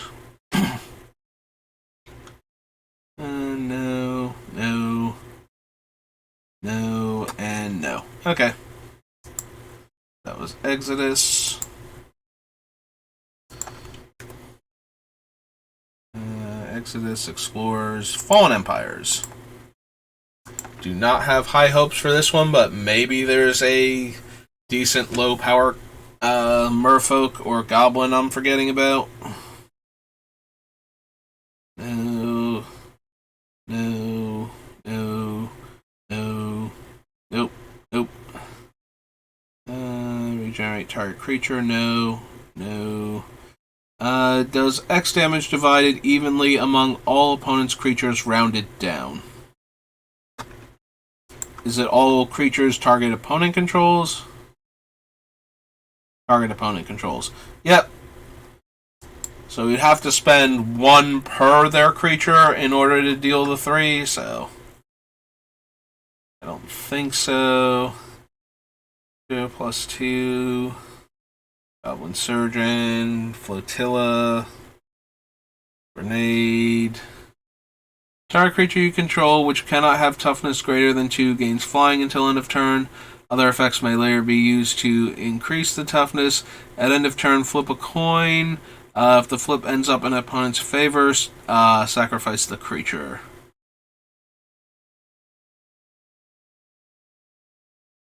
Fewer than 2 creatures. Goblin Warrens. Well, islands produce an additional blue. They're a 2/2. They're sometimes a 1/1 and sometimes a 3/3. Blue tap target green creature. Sacrifice a blue creature to put X Camerids into play, where X is its casting cost. Treat those tokens as 1/1 blue creatures.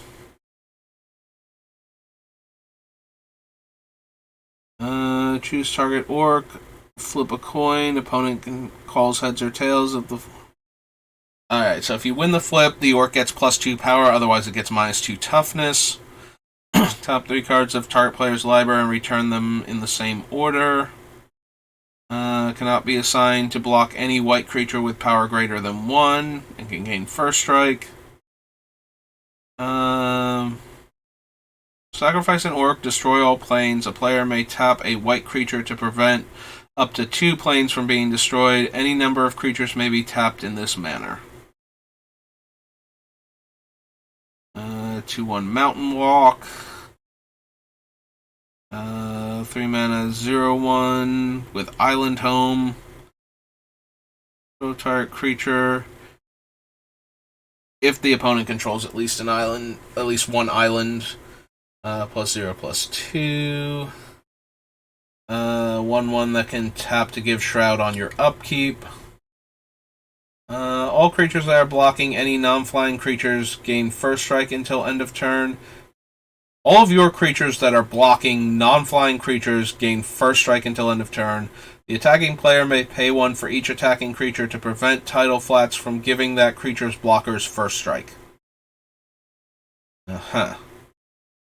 First strike, and it can gain flying. And the opponent, and it has Island Home on top of that. Okay. Counter target spell, if it does not pay an additional 1, play this ability as an interrupt. No, and no. Okay, didn't think so, but we had to check.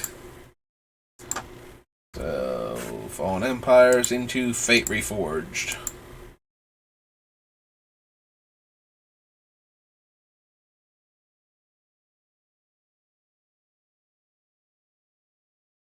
I can't run Alicia. Arc Bond. Whenever that creature is dealt damage this turn, it deals that much damage to each other creature and each player. Probably not. 4 damage to target creature. Has first strike and trample as long as an instant and a sorcery card are in your graveyard. Power 2 or less, gain haste until end of turn and can't be blocked this turn.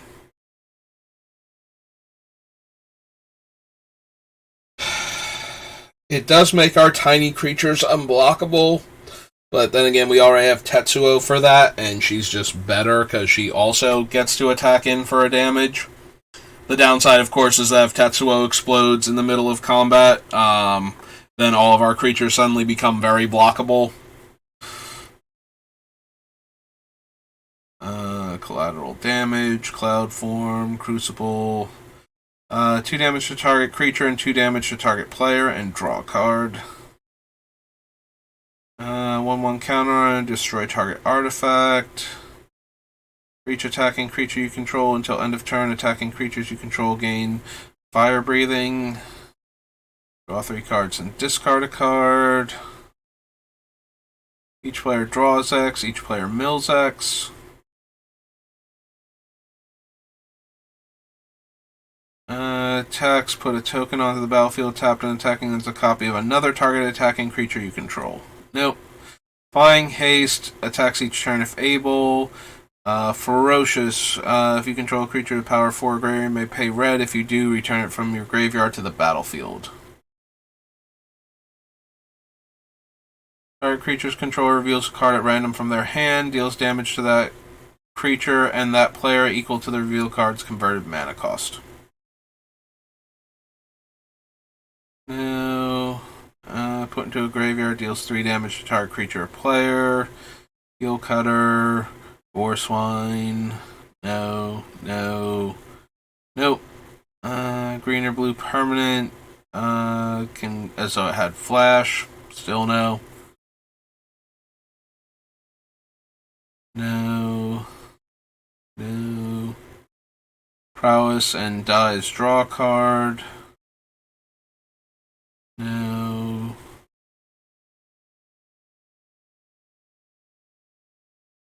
Nope. Nope. Nope. No to both of those. Gain control of all creatures with power 4 or greater, or all creatures with power 3 or less. Probably not. Beginning of your draw step, draw an additional card, then discard a card. Spells your opponents cast that target you or a permanent you control cost 2 more to cast. Don't think so. Outpost Siege, though, whenever it's the second mode, right? So, first mode is we exile the top card of our library and can cast it. Whenever a creature you control leaves the battlefield, Outpost Siege deals 1 damage to target creature or player. So, yeah, I think I'm interested in Outpost Siege. So this is Fate Reforged.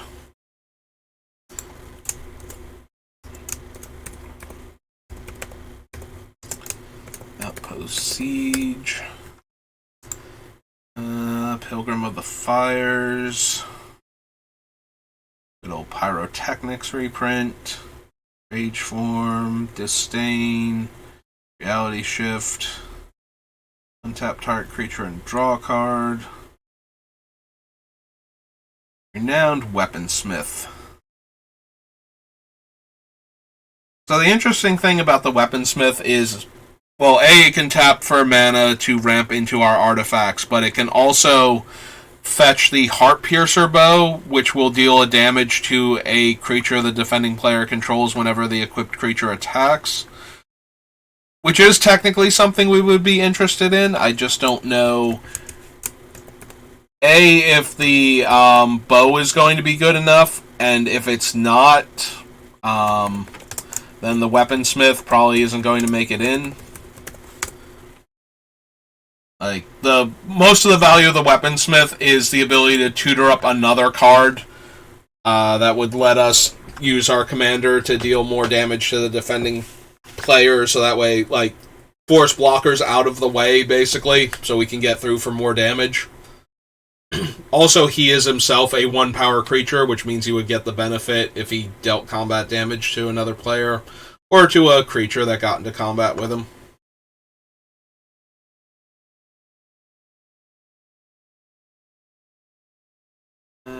You may return target creature to its owner's hand if its power is less than Sage Eye Avenger's power.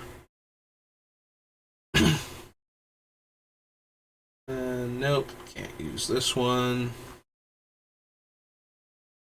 Change control of 2 target permanents that share a card type. Shockmaw Dragon deals combat damage to a player, deals 1 damage to each creature that player controls. As a 6-drop 4/4 flyer, I'm gonna go no on that one.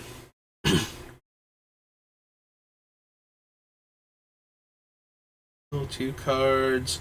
Entire creature to owner's hand, you may put a token onto the battlefield that's a copy of that creature. Temporal Trespass. Hammer Battle Rage. Yeah, our creature is not going to have 4 more power, so we're never going to get the other half of Battle Rage, so I think just giving one of our creatures double strike is not even kind of worth it. Run that guy. Don't think we want Ugin. No. No. No. Delve. Tap up to 1. Tap up to 2 target creatures. Those creatures don't untap. And right into being. Alright, so that was Fate. After Fate comes Fifth Dawn.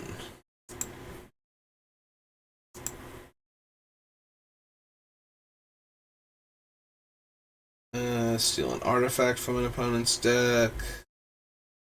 Can't be the target spells or abilities. Go graveyard, gain 3 life. No. No. Discard an artifact card from your hand. Search your library for an artifact card with converted mana cost 1 or less. Reveal that card, put it into your hand, and then shuffle your library. Exchange control of Avarice Totem and target non-land permanent. Oh. 5 damage to target creature or player. Shuffle it into your library. Time Walk, shuffle in. Sacrifice a creature, deals 1 damage to target creature or player. And creature comes into play, untap it. Don't think so. Can't run the Bringers. No. No.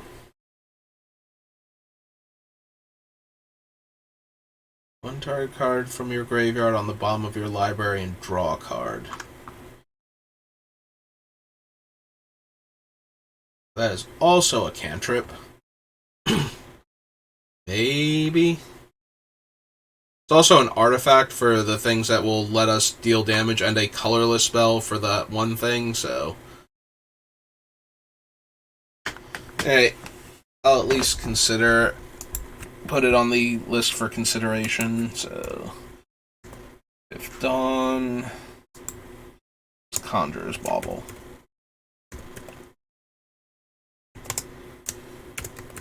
Bauble. Okay. Larva, cranial plating, crucible.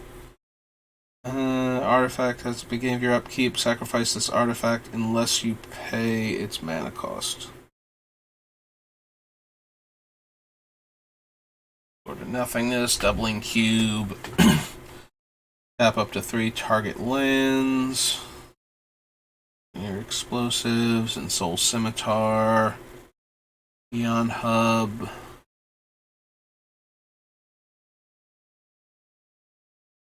Play an instant or sorcery spell. You may pay 1 if you do scry 2.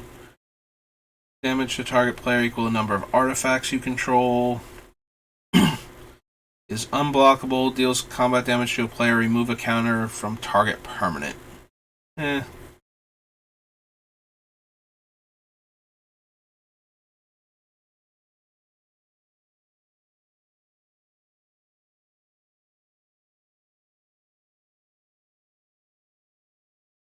First strike, can't be equipped. Goblin Cannon deals 1 damage to target creature or player. Sacrifice it. So this one works very similar to the rocket launcher, except that we can do it the turn that we cast it, but it's more expensive. So we have to respond to each activation by activating it again, and then allowing all the activations to resolve in order for it to deal the damage.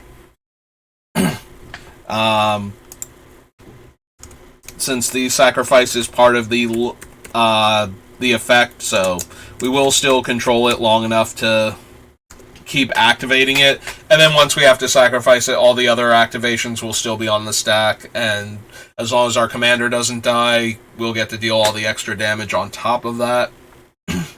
So I am interested in that.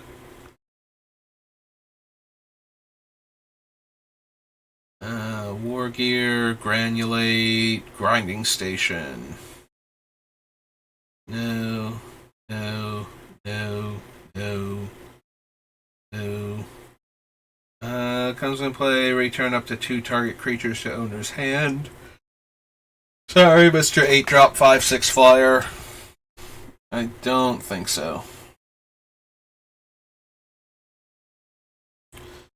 Affinity for artifacts. Ion Storm. Remove a 1/1 counter or charge counter from a permanent you control. Ion Storm deals 2 damage. Can't block. Target artifact. No. No. No. No. At least I don't think so. Yeah, it only lets you shuffle. It doesn't let you draw a card. Magma Jet. Attach target equipment to target creature. At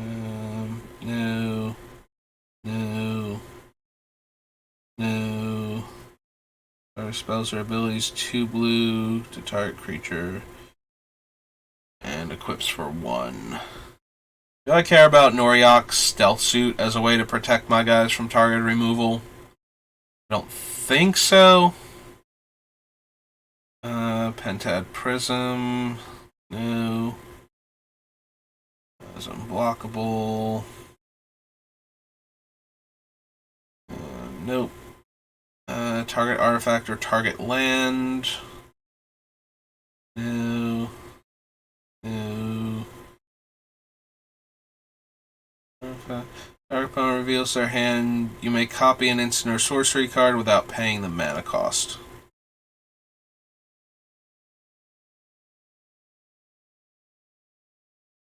Notice Salvage Station. Notice Sawtooth. +5/+0 and gains haste. Don't think so. Draw a card. No. No. No.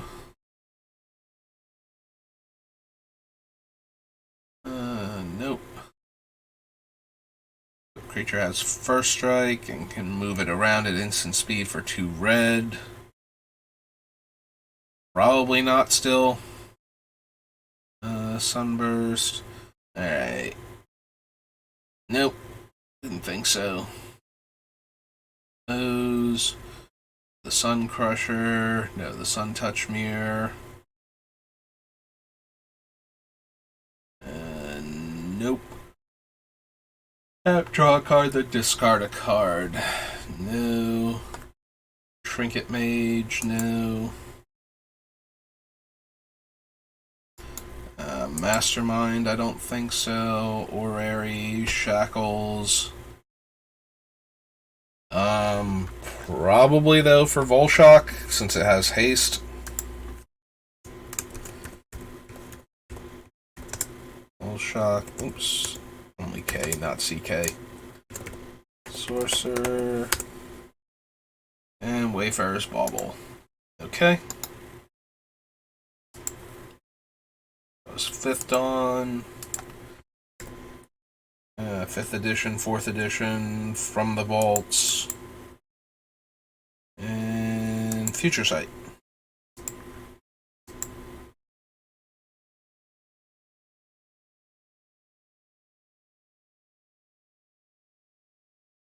Don't need Memorial, Arcblade.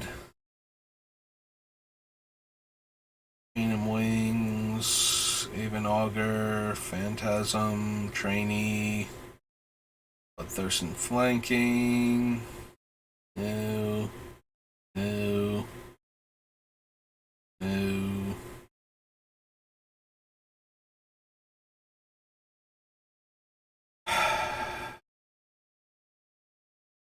Probably not for Cloud Key. I have to imagine that we will just want the creatures that reduce the instants and sorceries both. Like, I don't think I'm going to have enough of any one to care that much. Scry 1, then Scry 2, then Scry 3. Delay. Emberwild Augur, Emblem of the Warmind. Acrosite, Fatal Attraction. 2. Foresee. Raiders, Ghostfire, Grinning Ingus, Days of Rage. Fiend of Ukor. Alright, he has black as the echo cost, that was his thing. Infiltrator, Joria, Nisa, Logic Knot. Put 2 time counters on it, and it gains Vanishing. Magus of the Future, Magus of the Moon, Mesmeric Sliver, rather. I don't think we need Magus of the Future. Like, I think I would just rather have Future Sight or Melik at that point for the extra 1 mana and the slightly easier casting cost as opposed to triple red or triple blue, rather. When this permanent comes into play, you may Fate Seal 1. Molten Disaster. Flying and each player. Nope.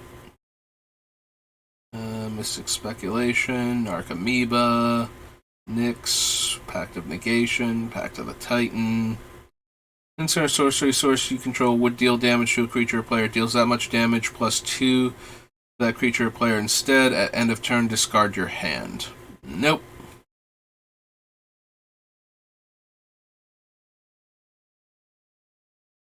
Time counter from a permanent you control. No. Here, draw a card. Scourge. Enchanted creature, tap enchanted creature, or tap to untap enchanted creature. Trample, Echo, and the Echo lets other players draw a card. Each opponent may draw up to 3 cards. Yep. Opponent's upkeep, player reveals the top card of their library. If it's a creature card, that player puts that card into their graveyard, and Marrow becomes a copy of that card. If it does, it loses this ability. So, no. Given Sand Mage, Skizzic Surger, Sliversmith. Don't think so. Spin into Myth. Steam Flogger Boss, Storm Entity, Sword of the Meek, Take Possession, Terex Bladewing, Discharge, Talaria West, the Unblinking Bleb, Aether Mage, has Wizard Cycling.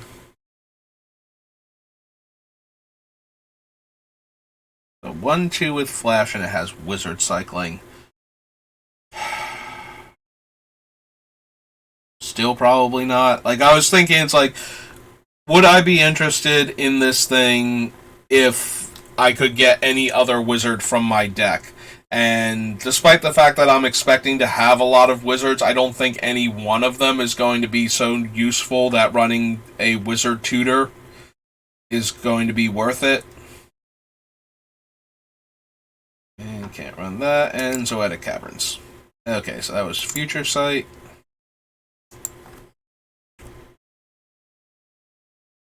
Alright, so 2 game nights. I'm definitely blanking on the red one, and we haven't seen the blue one recently because we haven't built a deck with blue in it, so I do need to see both of them in both sets. Air Elemental, Bombard. Alright, so Goblin Goliath enters the battlefield, create a number of 1/1s equal to the number of opponents you have. If a source you control would deal damage to an opponent this turn, it deals double that damage to that player instead. And he's an activated ability, which means if we have our commander out... So the interesting thing here is, if we get things through unblocked, what we can do is we can let the unblocked creatures deal 1 damage to our opponent, and that will trigger Starn for each one of them, and then we can activate the Goblin. So that Starn deals 4 damage for a total of 5 damage per thing. It's an onboard trick, so opponents know it's going to happen when we play Goblin Goliath. But it also makes a number of 1/1s equal to our number of opponents, so the 1/1s will count for the thing. We can at least add it to the list and consider it. So, this is the other category. Brothers War, yep. Nope. There we go. So, Goblin Goliath. That's true. The other one is the Devils that double damage sources. Now that I'm thinking about it. For red. Alright, what's the blue one for this? Ah, there it is. Enters the battlefield, draw cards equal to the number of opponents you control. 4 mana, create a 1/1 colorless Thopter token. It is a 7-drop, though. I think we can do better than that. Like, I'm more interested in the making 1/1 flying creatures, so we can get more damage through. than I am in a 7-drop that's going to draw us like 2 or 3 cards. Alright, so that was Game Night regular, then Game Night more recent, and then there's another one coming out this year.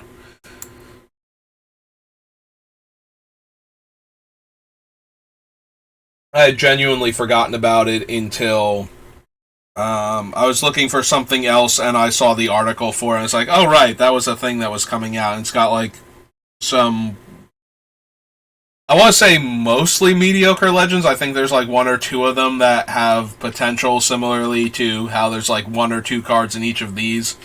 So yeah, the Fiendish Duo is the one from this set that is basically all of the money from this set. Would deal damage to an opponent, deals double that damage to that player instead. Yeah, when I was trying to just get the 5 cards, I was like, okay, it's probably just cheaper to buy the 5 cards than it is to get the stupid Game Night set. And then I saw the price tag on that one specifically, and it's like, oh my god. That was not what I was expecting for this thing. There's the Sphinx. Enters the battlefield, target opponent draws a card, and you draw 3 cards. I don't think so. It's not really doing anything we need, so that's that. Alright, so that was Game Night, and then Gate Crash. It's 2:15 now. So we got a fairly reasonable amount of time. Core and at least 2 other creatures attack. Deals 1 damage to target creature or player. Probably not. I would rather just have something that can deal a damage when it gets into combat regardless. Because I think we have a fair number of those. I don't need Cloudfin Raptor. Tap an untapped gate you control. Deal 1 damage to each opponent. Yeah, even with the Baldur's Gate lands, that leaves us with 3, somewhere between 3 and 5 gates that we could reasonably run. So I don't think so. Diluvian Primordial, powerful but not what we're trying to accomplish. Enter the Infinite, very similar. Creature can't block. Whenever a creature you control deals combat damage, put a blaze counter on it. Remove 5 blaze counters, deals 5 damage to target creature or player. Nope. Can't run that. No.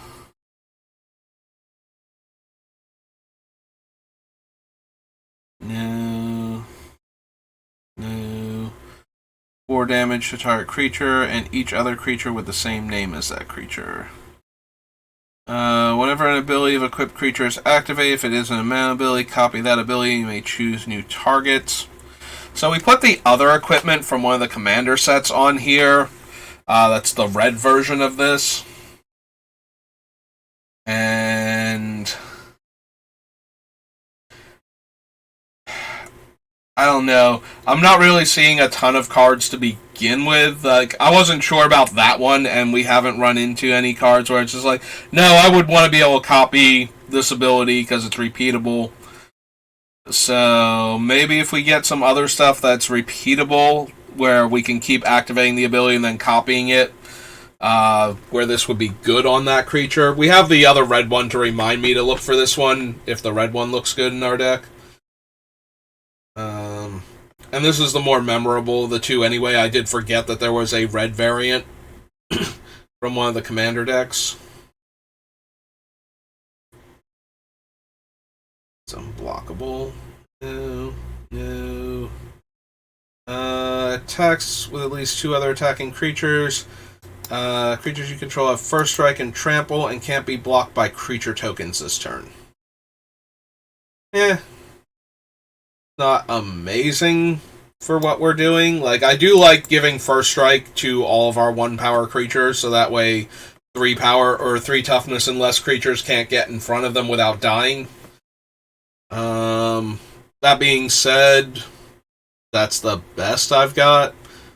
He does give trample too, so we would actually get to deal the 1 point of trample damage if they block with a 3 toughness creature. Alright, maybe we can at least consider him. So, Legion Loyalist. Probably won't make it. He's only a 1-drop, though, so even if we want him in, like, the Storm version, you know, since I want to run the Storm cards, that would be a 1-mana spell that we could cast that would have him, like, it can attack that turn also, and make the rest of our team difficult to block, so. Block this turn. No to that. Type lands you control are the chosen type in addition to their other types. Although turning their thing into a 3/3 lizard, or 3/3 frog lizard for 1 mana does mean we can kill it with almost any of our things. Like if we kill a much larger creature, it's very easy for us to kill the 1/1 token after, or the 3/3 token afterwards. Like any of our 1 damage sources will do it. Yeah, that's not quite good enough. If it were 1 damage to all opponents for that, I might consider it. Because then it would also be a colorless spell for the other thing, and an artifact for one of the other things that I'm thinking about including. So when you add all that up, it's way more interesting. But as just a way to deal 3 damage to 1 opponent and only opponents, yeah, just so weak in comparison to other things we could be running. Non-creature spell and draw a card. Discard attacking creature gets +5/+1. Evolve and move a 1/1 counter from Flux Mage to target creature. Just gain control of target creature with power less than or equal to the number of 1/1 counters removed. Skullcrack, Skybinder's Staff, Sky Games.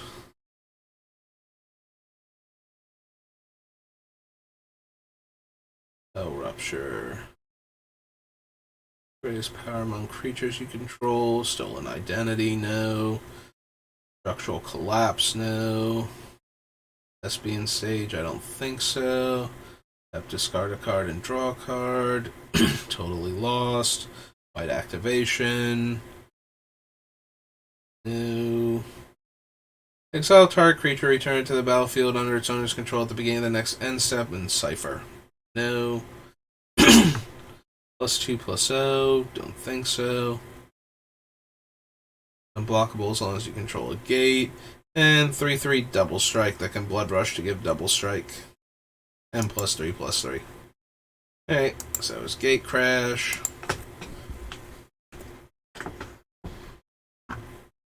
Sure, let's see what the gift pack has. Hexproof, creatures your opponents control attack each turn if able, and Immortal Phoenix dies, return it to owner's hand. Excuse me. Alright, so that was easy. Alright. So after the gift pack comes the Global Deck Series, which shouldn't have anything, but because I don't think there's any red in either of them, so I think it's like blue. Oh no, wait, it's green, red, and blue, white. They don't have black in either of them. That's what it is. 05, 2 damage to target creature. Draw 3 cards. 4 damage to any target. Can't be blocked. Turn target creature to owner's hand. Flying Crane attacks. It deals 1 damage to target creature an opponent controls, but it's a 5-drop 3/3, so no. 3/1. As long as you control Yan Ling, Moon Eating Dog has flying. Can't be blocked this turn. Draw 2 cards. And tap all creatures and opponents control. You take an extra turn after this one. 9-tail White Fox deals combat damage to a player. Draw a card. Dies, draw a card. Entire creature to owner's hand. Search your library or graveyard for a card named Mu Yan Ling. Flying and mass fire breathing.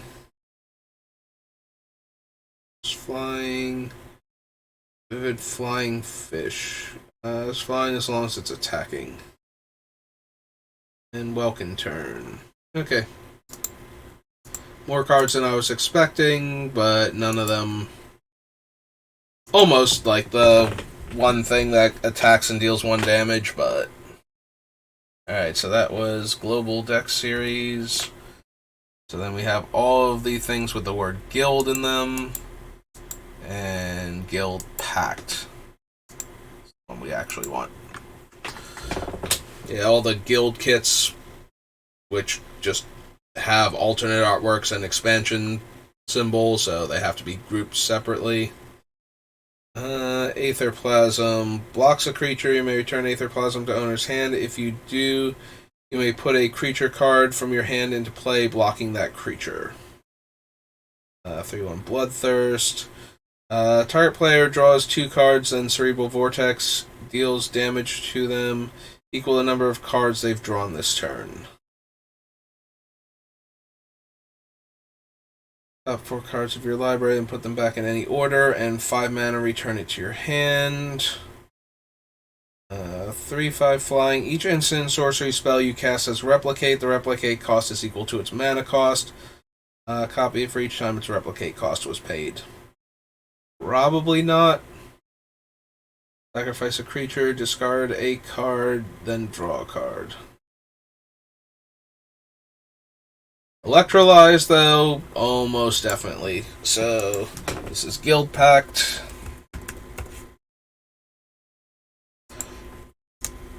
Electrolyze. Oops. There we go. Spencer's Mage Mark, Frazzle. 1 damage to target creature or player. Whenever you play an instant or sorcery spell, you may untap it.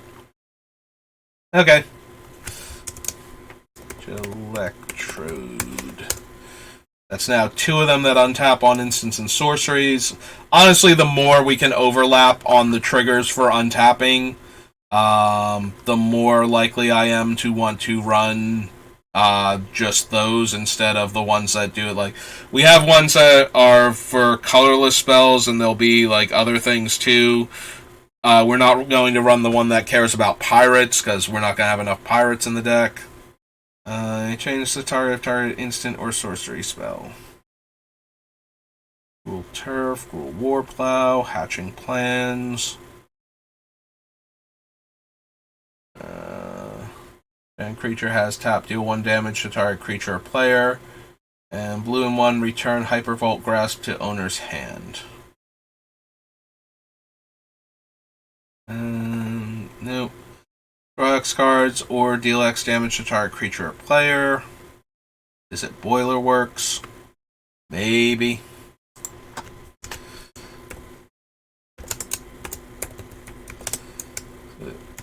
Boiler Works. Boiler Works is 1 card, or is 1 word.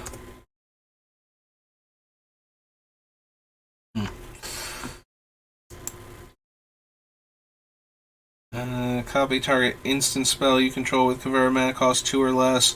Copy target sorcery with mana cost 2 or less. Chronarch, I don't think so. Is it Signet? Probably.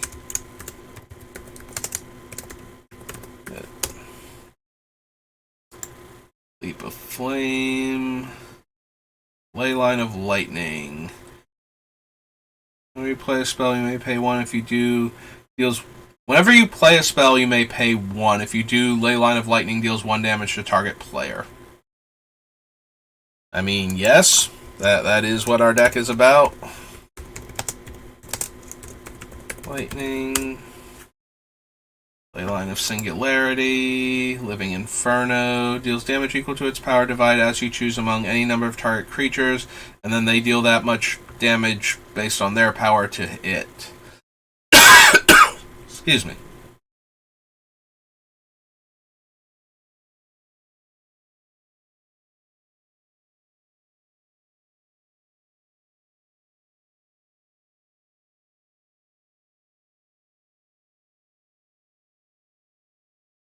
Are we going to have enough artifacts that we would want a second copy of any given artifact that the Transreliquant would be relevant? Because I don't know that we do. I also don't know that we definitely don't either. I can come back to it. Alright, so there's Niv. So whenever you draw a card, Niv Mizzet deals 1 damage to target creature, player, and taps to draw a card. Yep. So good old Niv Mizzet the Firemind. I think all the Nivs, except for Reborn, are going to make it at least onto the initial deck list if they don't stay in the entire way. Nope. Orzhov deals damage to target spell's controller equal to that spell's mana cost. Comes a target spell or ability, return to owner's hand. Deal 1 damage to target creature or player, and it has Replicate. I mean, we're running the rocket launcher and the other one most likely, so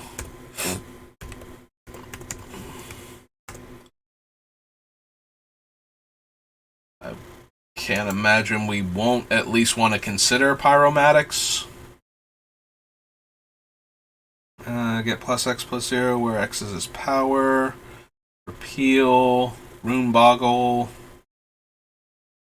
Schismotivate. Plus 4 plus 0. Another creature gets minus 4 minus 0. Sculpture Sulka deals 1 damage to target player. Yeah, we can do better than that. Shattering Spree. Siege of Towers. Gargan Firebird.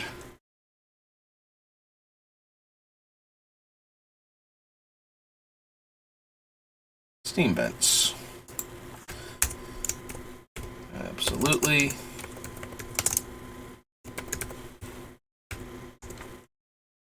Steam Core Weird. If red was spent, deals 2 damage. Stitch in Time, no. Can block only creatures with flying. Sword of the Parans, Thunderheads. 3/3 with Defender and Flying. Remove it from the game at end of turn. Tibor and Lumia. Whenever you play a blue spell, target creature gains flying until end of turn. Whenever you play a red spell, Tibor and Lumia deals 1 damage to each creature without flying. Yeah, we need to raise too many of our things up off the ground in order for them to dodge the damage that the red spells would deal. So that's going to be a no from me. Comes into play, exchange control of target land you control and target land an opponent controls. Nope, and no for We Dragonauts. Okay. That was Guild Pact. Alright, we have to scroll through all of the other things to get to Guilds of Ravnica. Guild Pact, Guilds of Ravnica, and those are the only 2 things that start with Guild that we actually care about.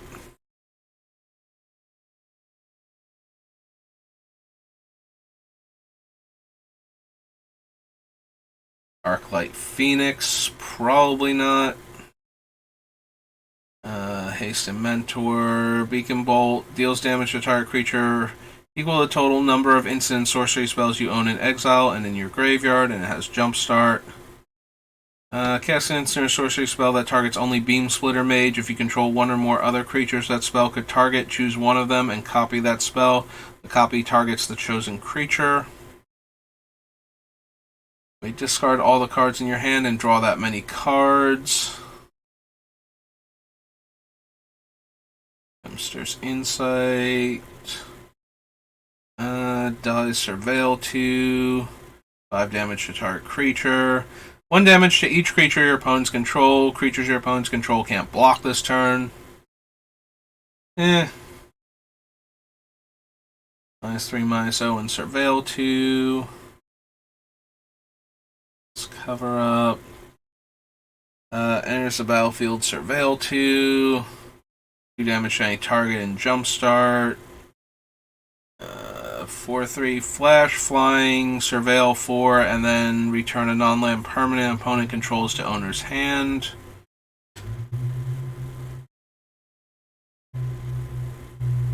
Cast an instant or sorcery spell, deal 1 damage to each opponent. So, yep, that's another. Fields of Ravnica. Electrostatic field. Yeah, we've got 3 now that care when we cast instants and sorceries, and 1 that cares when we cast red spells. So I'm leaning a lot more towards the play a whole lot of cantrips and get the storm count up for either Grape Shot or Empty the Warrens with this deck.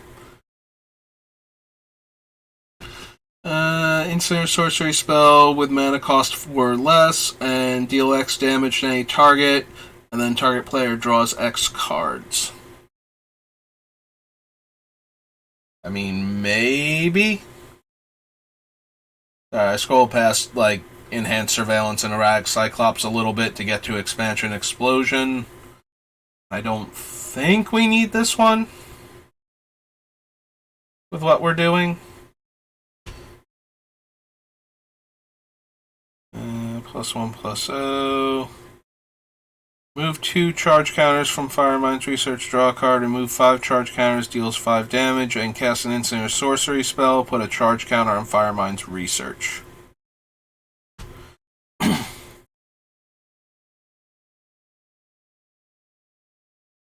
turn +2/+0. Deal 2 damage to target creature, destroy target colorless non-land permanent. This isn't the first time Electromancer showed up, right? Like, Electromancer was in one of the other sets, or was this really the first time we had this one? I'm blanking super hard when it got printed. Oh no, it's from Return to Ravnica. Okay. I knew it wasn't from the first Ravnica set, but for some reason I could not remember when exactly Electromancer first. And the problem is I think we used the same artwork from the original one in this set. So that kind of threw me too. Any number of untapped gates. Enters the battlefield on your control. Draw a card.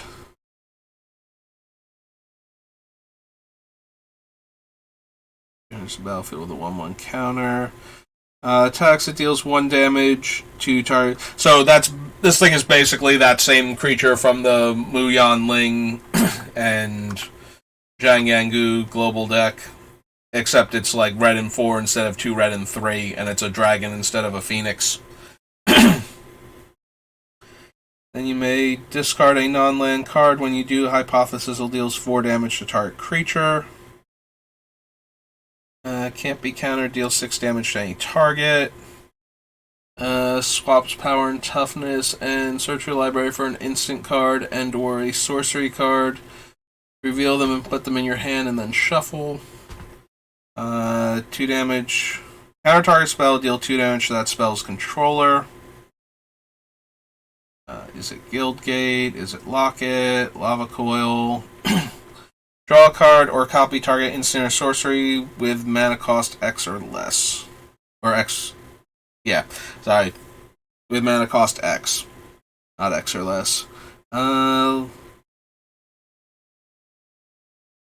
Frog is a 3/1. Legion Warboss, no. Altitude, maximum velocity. Mission briefing. Murmuring Mystic. Does make a 1/1 every time we cast an instant or sorcery, and is a 1 power creature itself. So maybe. Muse Drake. Narcomoeba reprint. That thing. Can't be countered, flying. Whenever you draw a card, deals 1 damage to any target. Whenever a player casts an instant or sorcery spell, draw a card. Alright, so... Give Mizzet Paran. Omnispell Adept. May cast an instant or sorcery from your hand without paying its mana cost.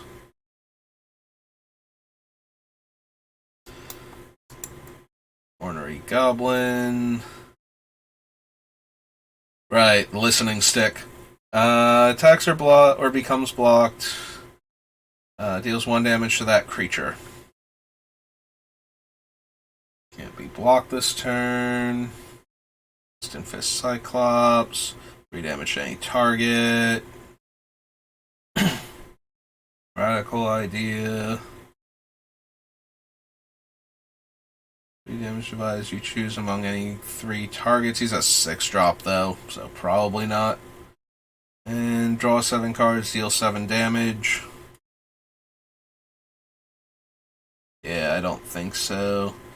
Top 2 cards, put one of them in your hand, the other in your graveyard. Deals damage to target creature equal to the total number of instant sorcery cards you own in exile and in your graveyard. Emblem, whenever you cast an instant or sorcery spell, this emblem deals 4 damage to any target and you draw 2 cards.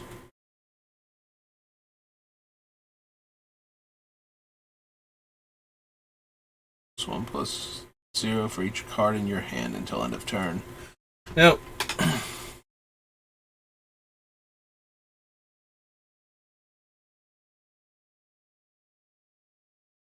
2+0, Runaway Steamkin.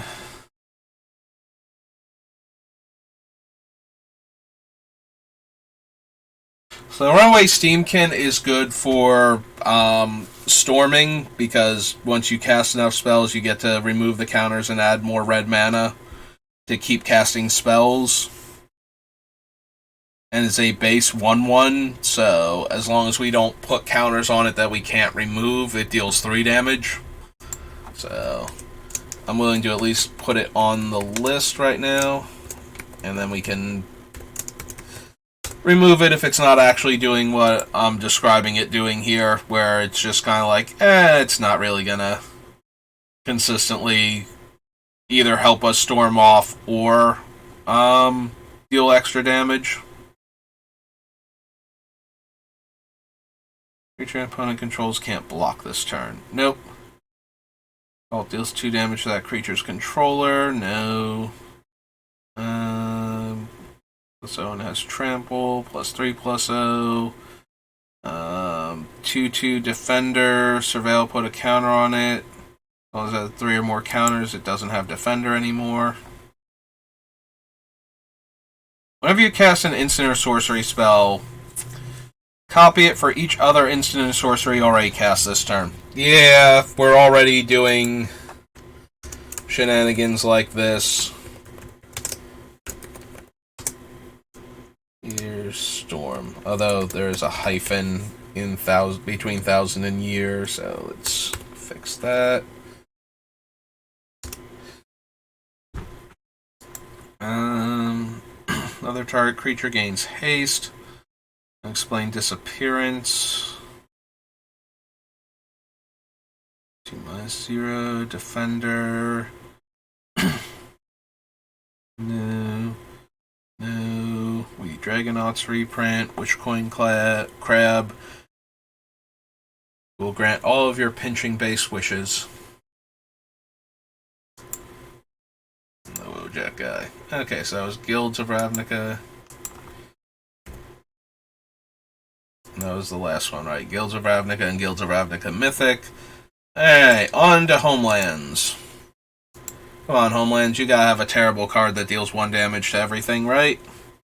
No summon spells may be cast. Any player may pay 4 life to destroy Aetherstorm. 3/1. Blocking creatures gain first strike. Target Minotaur gets +1/+1. 2/3 first strike. 4 mana, 2/2 that can pay red and tap to deal a damage. Choose a creature type. Creatures of that type don't untap during their controller's untap phase. 2 damage to each creature for each creature enchantment on that creature. No. Destroy target artifact creature. No to these.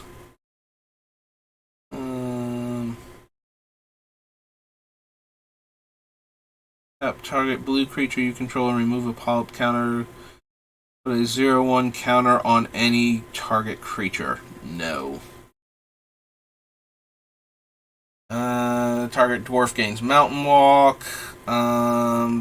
Deal 2 damage to target attacking or blocking creature, only if that creature's controller controls any islands. 1 mana, 1/1. 5/2. Deal 1 damage to each blue creature and white creature. No. No to forget.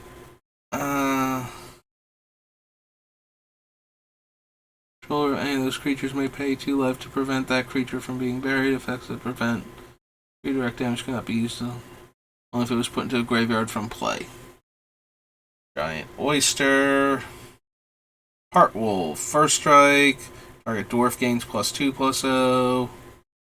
-0, -1. That creature can't be assigned to block any creature with power greater than or equal to its toughness. Jinx, no.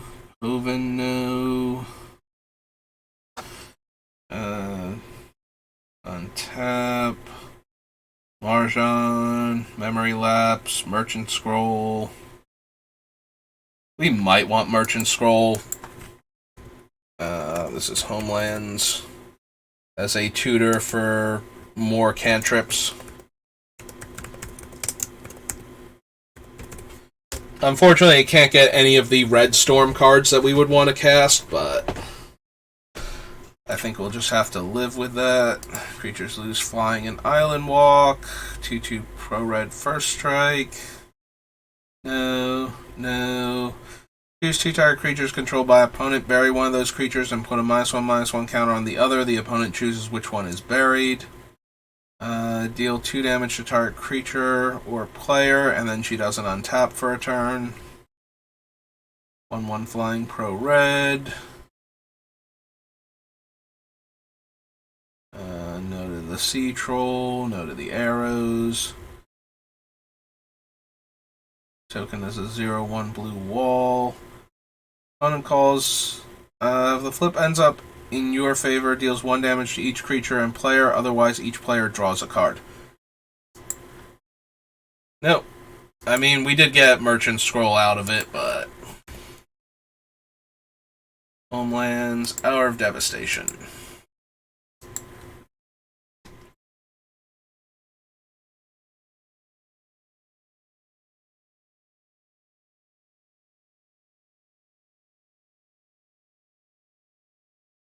Alright, we're not really cycling. Don't need a braid. No. Flash Flying, can't run that. Prowess, it puts the card on top of the deck, right? So no. -1/-1 counter on target creature, deals 2 damage to that creature's controller. No. No. No. There's the battlefield, deals 3 damage to each other creature. No. Can't run these. Refuse, deals damage to target spell's controller equal that spell's converted mana cost. Copy target instant or sorcery spell. You may choose new targets for the copy. Counter target spell. Crash Through is worse because it's just trample. But so this is our. It is still a 1 mana cantrip that we can use to help build up the storm count. Crook of Condemnation, no.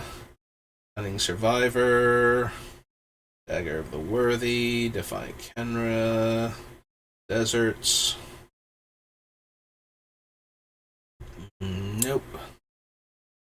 Afflict 2, whenever it attacks and isn't blocked, draw a card.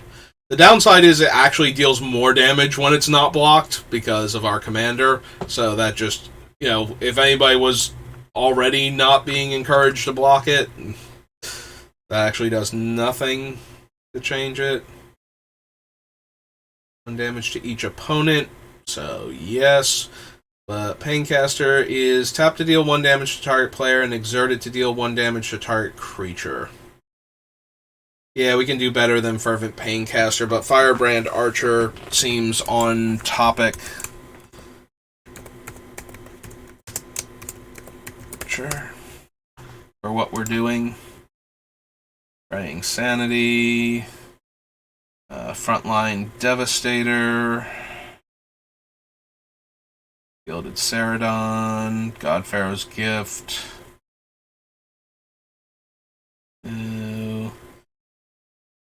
Shuffle your library, then exile the top 4 cards. You may cast any number of non-land cards with converted mana cost 5 or less from among them without paying their mana cost. Lands you control don't untap during your next untap step. It is a 6-drop, is the only thing. Because you cast all of those spells. So, if we were setting up a storm count, not only would we get this like if we had 1,000-year storm going, we would get this multiple times, and we would get each of the other spells multiple times.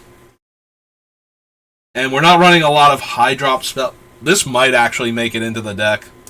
This might be good enough. Azarets, Undying Fury. Plus, I love me some Jackal Mom. So, 5 damage to each creature, and each non-bolus planeswalker. Nope. Makes a bunch of 4/4 tokens. Whenever you cast a spell with converted mana cost equal a number of doom counters on imminent doom, deals that much damage to target creature or player, then put a doom counter on it. Nope. Ooh, excuse me. Noted that. Now the last word. No. I don't think so. Farm to market can't run. Copy of target artifact, creature, enchantment, or land. I keep putting Mirage Mirror on here, but this thing could very easily become a copy of one of the things that taps to deal a damage. So that way we can get in multiple more pings each turn. One of the ones that untaps when we do a thing, or just triggers whenever we cast the spell in the first place without actually having to tap. Like, either of those two things would be fine to suddenly have an extra copy of. Proven Combatant, Puncturing Blow. Riddle Form, no. No. Discard a card. Target player puts the top 3 cards of their library into their graveyard. +1/-1 and Eternalize. Prowess and Afflict.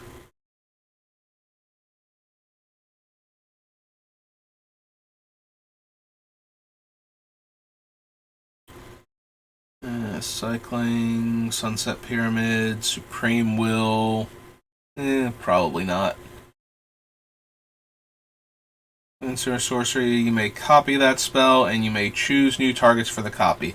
I have to be very careful that I don't wind up accidentally making a blue-red spells matter, because when I start putting cards like this in to copy the spells as we're casting them, there's a part of me that's like, and while we're doing this, we might as well throw some Time Walks in there, and then we might as well throw in some ways to get back some Time Walk effects, and yeah.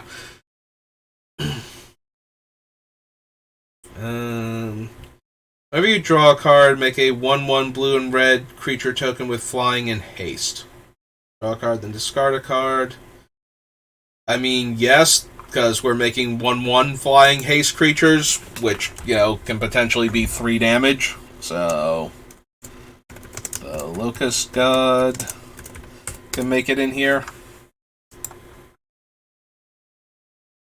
Discard a card unless you return a land you control to owner's hand.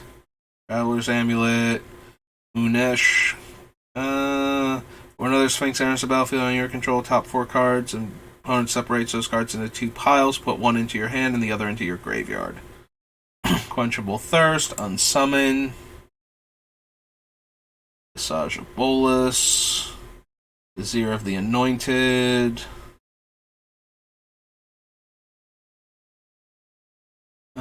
Deals 1 damage to target player only if you control a desert or if there is a desert card in your graveyard. Nope, not quite good enough then. Without paying its mana cost. I mean, this thing's going to get blocked regardless, I'm thinking. So it's effectively going to deal 4 damage every turn. to a player. 2 damage to target opponent. Yeah, I don't think we need Wildfire Eternal. Alright, so that was our... We are on Ice Age. Which at least has Flare in it, if nothing else, the deal of damage and then next turn draw a card. Which might not make it if we're trying to storm off, because then we're not getting the card when we need it, but...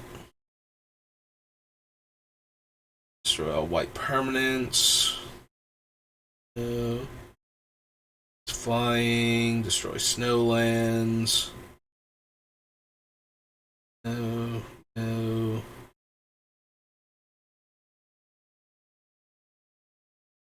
Damage, no. Shaman. Guides.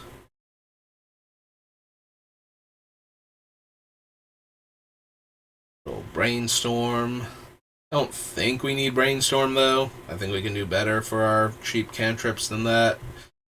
We will have, like, some fetch lands, so it's not unreasonable, but...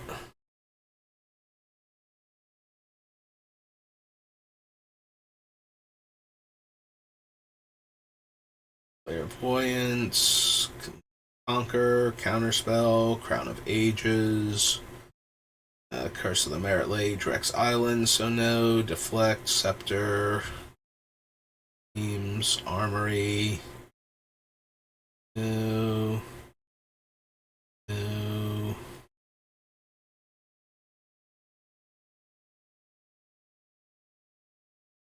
There's Flare.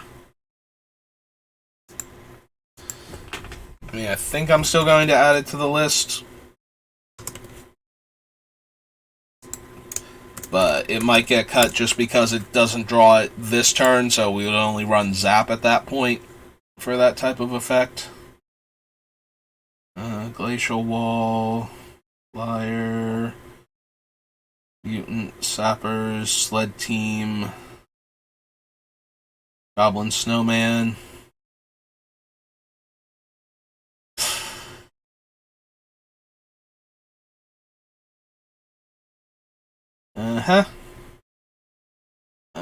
+2/+0, no.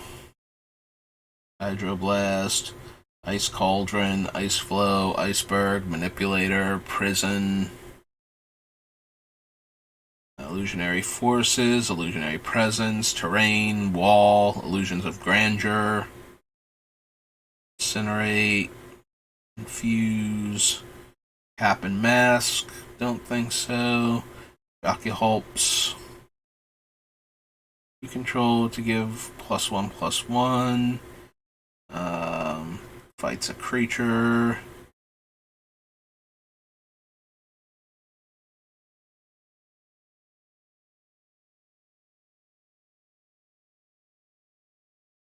Lava Burst. Vegas of the Unseen.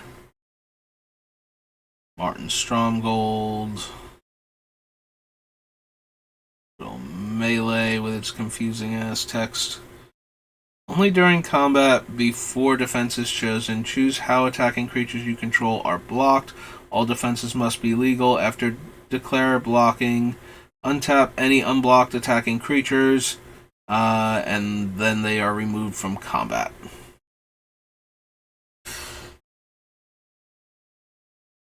Deals X+1 damage, divide any way you choose among any number of target creatures and or players.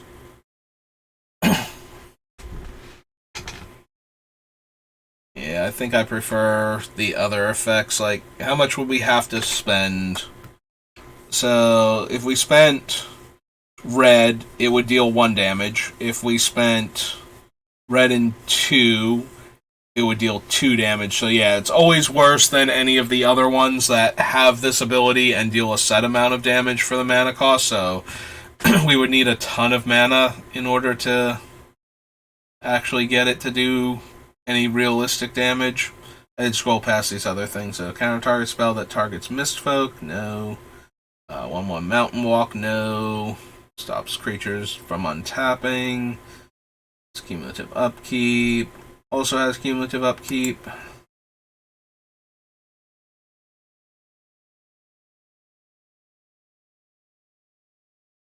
Mystic Remora.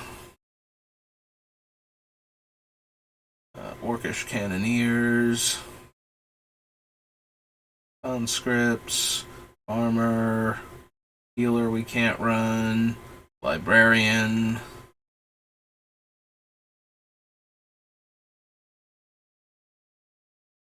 Lumberjack. Squatters. Panic.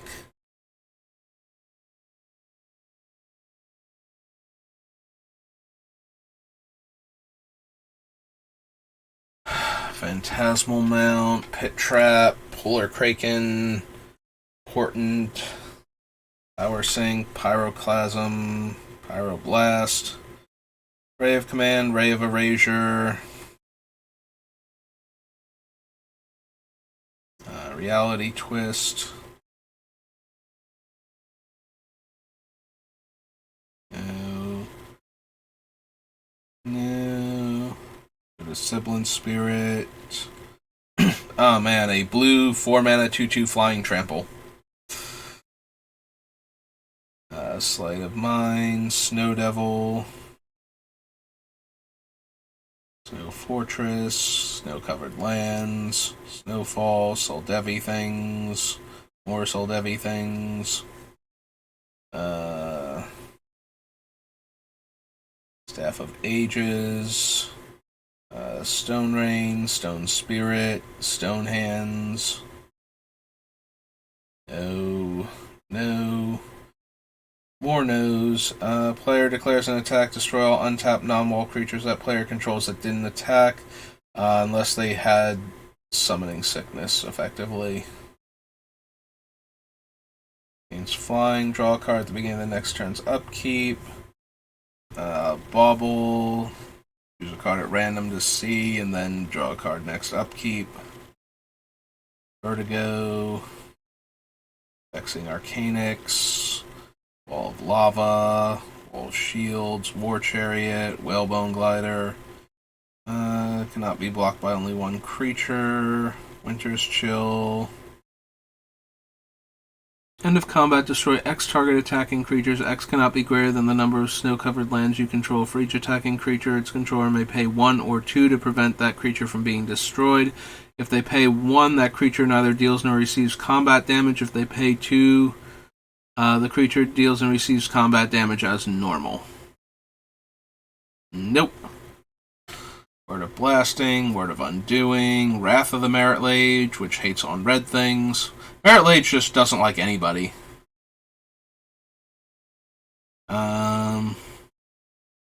Zoran Enchanter, Zoran Orb, and of course Zoran Spellcaster, who is a prodigal sorcerer, but I don't think we need the ones without any other abilities that are like 3-mana 1/1s that tap to deal a point of damage.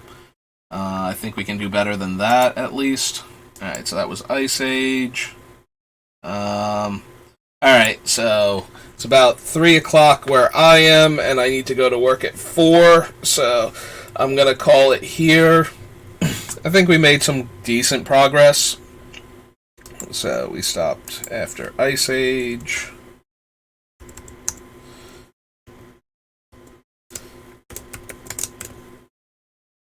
So we'll save here. So that's going to do it for me for today. Thanks for watching. I hope you enjoyed it, and I'll see you next time. Have a good rest of your day.